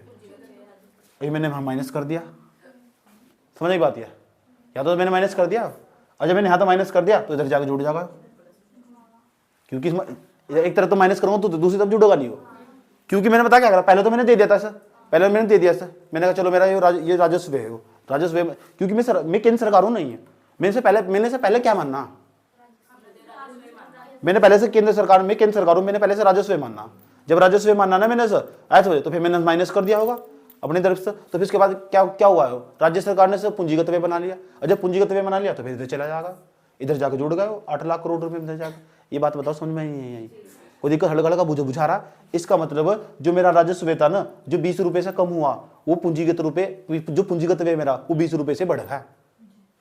मान लो यह धनराशि 20 रुपए थी, आया समझ में? जो मेरा राजस्व व्यय था, मैं केंद्र सरकार हूं, मेरा केंद्र सरकार हूं मैं, मेरा जो पूंजीगत व्यय था, मेरा जो राजस्व व्यय था ना, राजस्व व्यय अगर वो 20 रुपए से कम हुआ ना, तो मेरा जो पूंजीगत व्यय है ना वो 20 रुपए से बढ़ गया। इसका ये तो मतलब हुआ, आया समझ में? वहां देखो सूक्ष्मता के साथ देखो, मैं रोड पर खर्च कर रहा हूं, पहले मैंने बैलेंस शीट में दिखाया नहीं, मैंने तो अनुदान दे दिया और राजस्व है मेरा, बाद में जाकर पता चला नहीं ये तो रोड पर खर्च करेगा, ठाकर जोड़ दिया, तो फिर पूंजीगत व्यय बढ़ गया मेरा। वो बात समझ में आई बात है? मैं कहता हूं तुम्हें एक सवाल पूछता हूं, तुम बताओ, अगर केंद्र सरकार का राजस्व व्यय, केंद्र सरकार का राजस्व व्यय की बात कर रहा हूं, राजस्व व्यय ध्यान से सुने ना, राजस्व व्यय 50 रुपए से कम हो जाता है, 50 रुपए से कम हो गया, तो फिर जो पूंजीगत व्यय है वो 50 रुपए से फिर बढ़ जाएगा।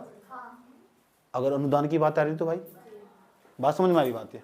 ठीक, यहाँ तक दिक्कत नहीं है। अभी मैं जो तुम समझाने वाला हूँ, अब चलो, अब लास्ट चीज है, लास्ट स्टेज है, लास्ट लाइन है, समझ में आई बात है? उसके बाद तुम्हारी मेरी टाइम फीस, फिर हम बजट लेकर प्रस्तुत होंगे, बजट, ओरिजिनल बजट का विश्लेषण करेंगे, तो कई दिन तक उसे पढ़ेंगे हम, समझ में बात है? क्योंकि अगला जो बजट आगा ना वो जुलाई के आसपास जाकर अगला बजट जुलाई में पेश होगा, जाकर चुनाव आएंगे ना अगली बार, 2024 में लोकसभा के चुनाव नहीं है, तो फिर डिले कर देंगे। तो बजट जो नई लोकसभा आने वाली, चाहे मोदी सरकार हो, चाहे कांग्रेस की सरकार हो, चाहे समाजवादी की सरकार हो, मायावती की सरकार, हमारी तरफ से कोई भी हो दुनिया में, जो भी आएगा वो जुलाई के बाद लाकर बजट पेश करेगा। यानी जो ये बजट है तुम्हारा बहुत महत्वपूर्ण, इसके आंकड़े ठीक ठाक तरीके से याद कर लेने में भलाई है, पेपर में काम आने वाले।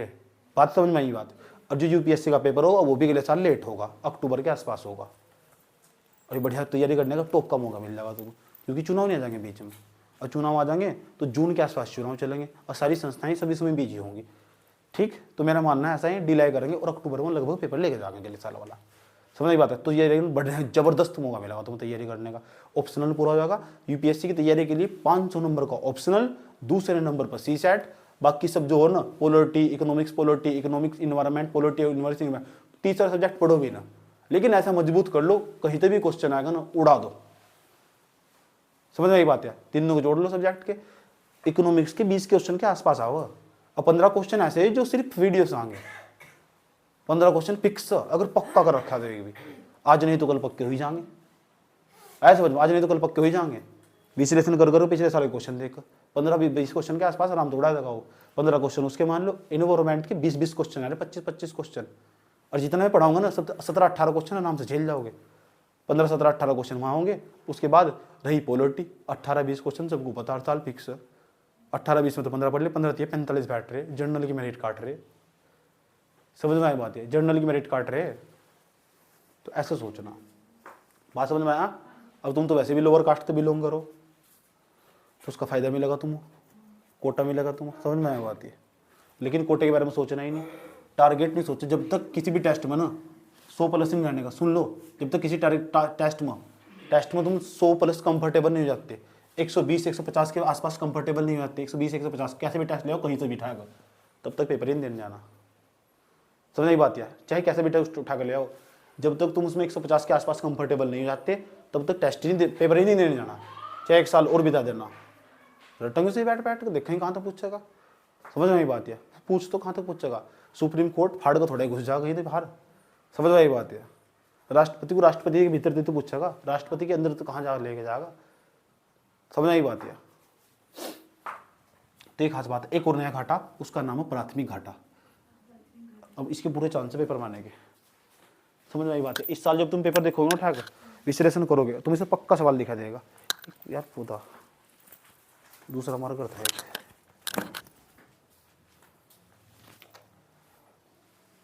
इसे यूज कर लेते हैं यार। लास्ट घाटा है वो, समझ में आया बात? यार समझ लो, इसे देख लो, प्राथमिक घाटा। ये कोई घाटा है ही नहीं, प्राथमिक टाटा नहीं है घाटा, मैं भी कह रहा हूँ तो प्राथमिक घाटा। अब जो प्राथमिक घाटा है समझ लो, ये क्या हो तुम बताओ। जितना भी हमारा राजकोषीय घाटा जितना भी हमारा होगा, और राजकोषीय घाटे की जब भी बात करें ना, इसका मतलब सरकार का टोटल खर्चा कितना, उसमें उधारीकरण का कितना योगदान है, यही राजकोषीय घाटा है। ऐसी परिभाषा भी याद हो जा। समझ में आया बात? यह तो जो राजकोषीय घाटा ना, राजकोषीय घाटे को हम इंग्लिश में क्या कहते हैं, इसे जरा बता दो मुझे। इसे बोलते हैं फिजिकल डेफिसिट। हाँ, ये प्राथमिक प्राइमरी डेफिसिट बोलते हैं, प्राइमरी डेफिसिट माइनस ब्याज।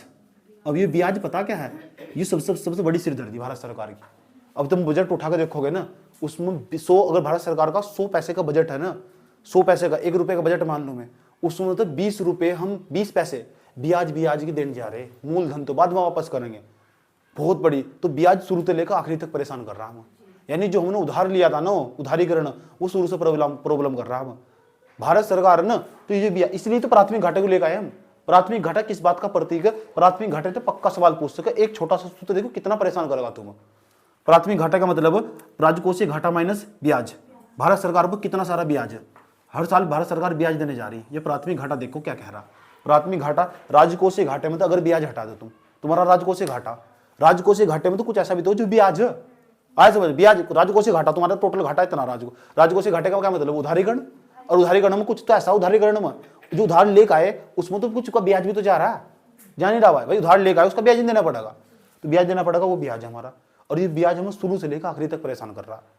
बता, वर्तमान समय का बता रहा हूँ, 2023-24 का जो बजट आया, 2023-24 के बजट में साफ साफ मेंशन है, साफ लिखा हुआ, अगर बजट 100 पैसे का ना, उसमें 20 पैसे हम उधार देने जा रहे हैं, उसका कुछ नहीं कर रहे हम।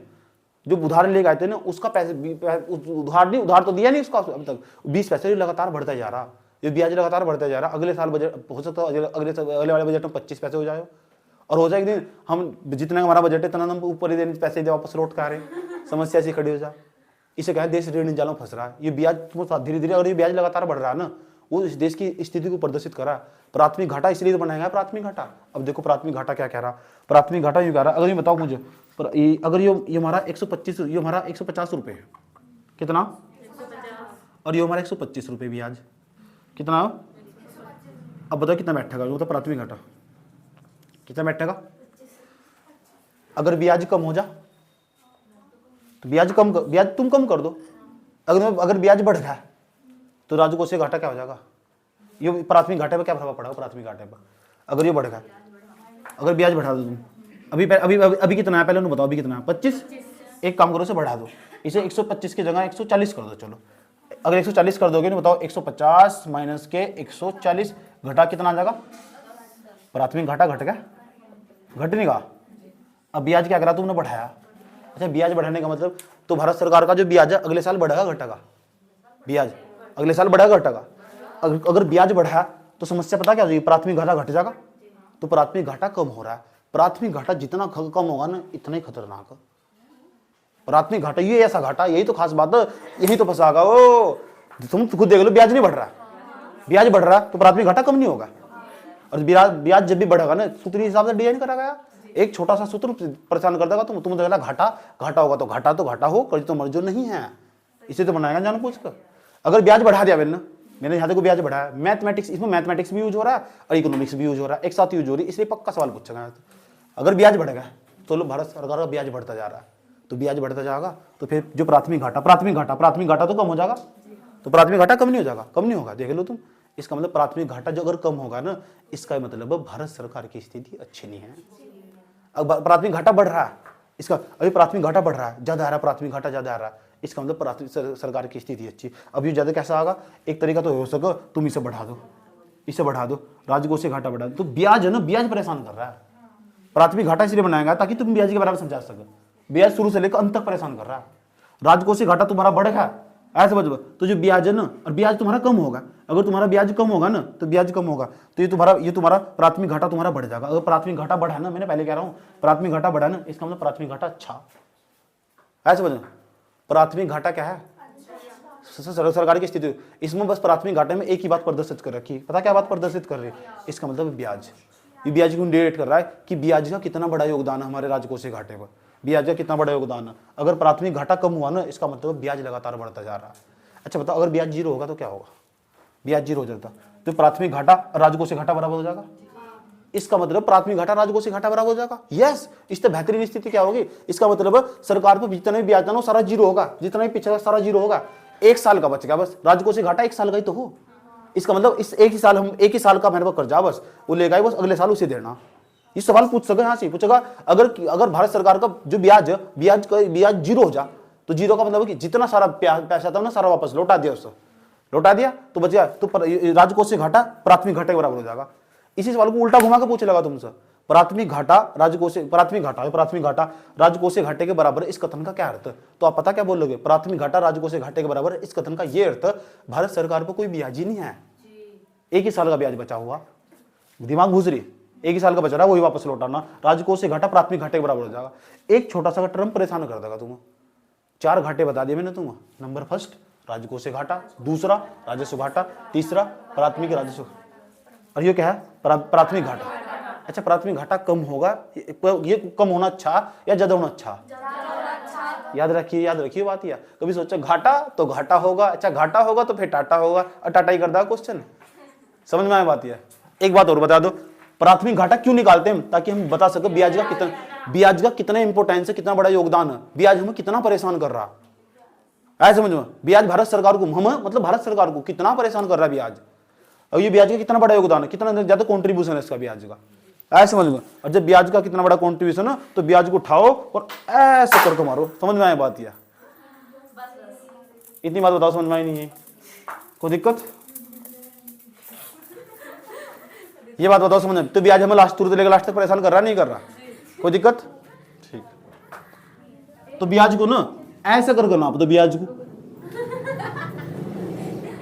तो ब्याज हमें परेशान कर रहा, समझ आएगी बात? है अच्छा प्याज परेशान कर रही नहीं कर रही?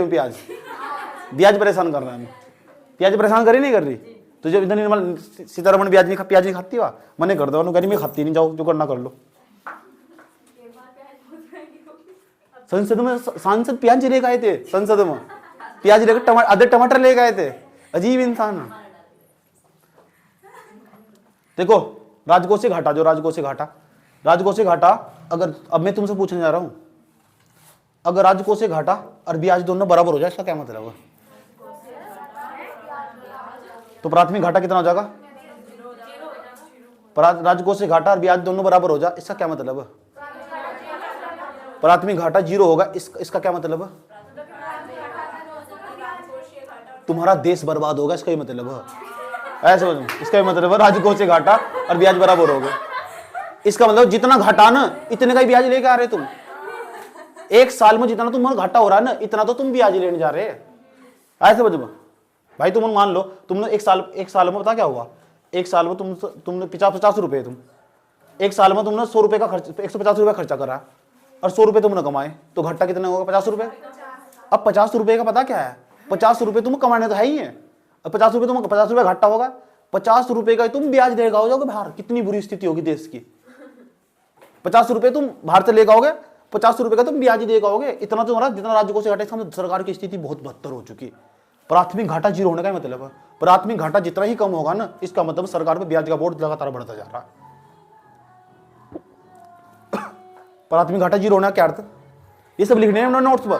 प्राथमिक घाटा 0 होने का ये अर्थ, एक छोटे से फॉर्मूले को मैनिपुलेट करके ना तुम्हारा दिमाग घुमा रहा हो। ऐसे वजह यहां उठाएगा ब्याज माइनस का जाकर प्लस का हो जाएगा, ये प्लस का जाकर माइनस का हो जाएगा।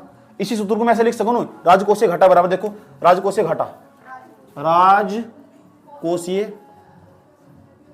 घाटा, ये राजकोषीय घाटा बराबर ये क्या है? प्राथमिक घाटा, प्राथमिक घाटा प्लस ब्याज। अगर किस सवाल में तुमने क्या दिया, भारत सरकार के पास प्राथमिक घाटा x रुपए का है, x रुपए का, ऐसे वजह। और ऑप्शन एक और ये क्या था, भारत सरकार के पास ब्याज x प्लस के 2 रुपए का है। तो बरमनी में बताओ मुझे ये कितने का, x का, और ये कितने का, x प्लस के 2 का। तो x में x जोड़ेंगे तो बैठेगा 2x। ऑप्शन में भी देकर रखा। तो सोचेंगे इकोनॉमिक्स का सवाल है, कैसे दे दिया x के। तो दिक्कत थोड़ा ये समझ, 1x 2x और 2 पूछेगा तुमसे राजकोषीय घाटा बताओ कितना फिर, और तुम्हारा दिमाग आउट है। क्या पूछ लिया? एक छोटा सा सवाल है, इसीलिए कह रहा हूं जो पढ़ा दिया गया उसके बाद कुछ नहीं है। 120 घंटे हो जाएंगे मुझे इकोनॉमिक्स पढ़ाते पढ़ाते, अगर मैं बैंकिंग को जोड़ दूं। और आज तक कभी भी किसी रिकॉर्ड इतना कोई नहीं पढ़ा होगा इकोनॉमिक्स में। इकोनॉमिक्स का सिलेबस लगभग 30 दिन में सब समाप्त कर दिया। लेकिन मैंने विश्लेषण करा तुम्हारे साथ बैठकर, तुमसे पूछा हाँ या बात सही है गलत है, हाँ तुमने कहा जी सही है गलत या सही है गलत है। जब तक तुम सेटिस्फैक्शन नहीं हुए ना, तो मैंने उदाहरण बदलता गया मैं अपने। सही बात है, मेरे पढ़ाने का इस तरह का स्किल था। जब तक तुम सेटिस्फैक्शन नहीं मिला ना, तो मुझे लगा इसका मजा नहीं आया, तो मैंने तुरंत वहीं का उदाहरण चेंज कर दिया अपना। मुझे लगा इससे मजा नहीं आया और उदाहरण चेंज करा मैंने। ऐसे ये पढ़ाने का स्किल हो, समझ आई बात है। तो इंट्रैक्शन करके पढ़ाया तुम, बात समझ में आई है। प्राथमिक घाटा क्यों बनाया गया? प्राथमिक घाटा बतागा राजकोषीय घाटे के अंदर ब्याज का कितना बड़ा योगदान है। और राजकोषीय घाटा अगर ब्याज दोनों बराबर हो जाए, क्या मतलब? भारत सरकार की स्थिति अच्छी नहीं है, अच्छी है, देश बर्बादी की तरफ बढ़ रहा है, इसका ये मतलब। प्राथमिक घाटा 0 होने का तात्पर्य समझ गए तुम? प्राथमिक घाटा 0 होने का क्या था मतलब? राजकोषीय घाटा और ब्याज है ना बराबर। अगर भारत सरकार का ब्याज लगातार बढ़ रहा है तो प्राथमिक घाटा क्या हो जाएगा? प्राथमिक घाटा ये बढ़ेगा तो ये क्या हो जाएगा? कम नहीं हो जाएगा। अगर ये कम हो जाएगा इसका मतलब सरकार डूबने वाली नहीं है, डूब रही सरकार की। प्राथमिक घाटा कम नहीं होना चाहिए, ठीक है राजू? ठीक। 4 घाटे पढ़ लिए हमने। 4 घाटों में तो एक घाटे पर हर साल एक सवाल हो, चाहे कभी उठा के पेपर देख लियो। चाहे तो सवाल पूछ सका हो राजकोषीय घाटे को लेकर, राजस्व घाटे तक, प्रभावी राजस्व घाटे से लेकर, प्राथमिक घाटे से लेकर, इनके सूत्रों को मैनिपुलेट करके सवाल पूछेगा, मैनिपुलेट करके सवाल। लेकिन मैंने तुम्हें बताया बार बार रिवीजन का खेल है सारा। किसका खेल है? रिवीजन का खेल है। यह दुनिया ही रिवीजन की है, समझ में। ये दुनिया पित्तल की नहीं है, ये दुनिया किसकी? रिवीजन की। समझ में आ बात है? कोई दिक्कत?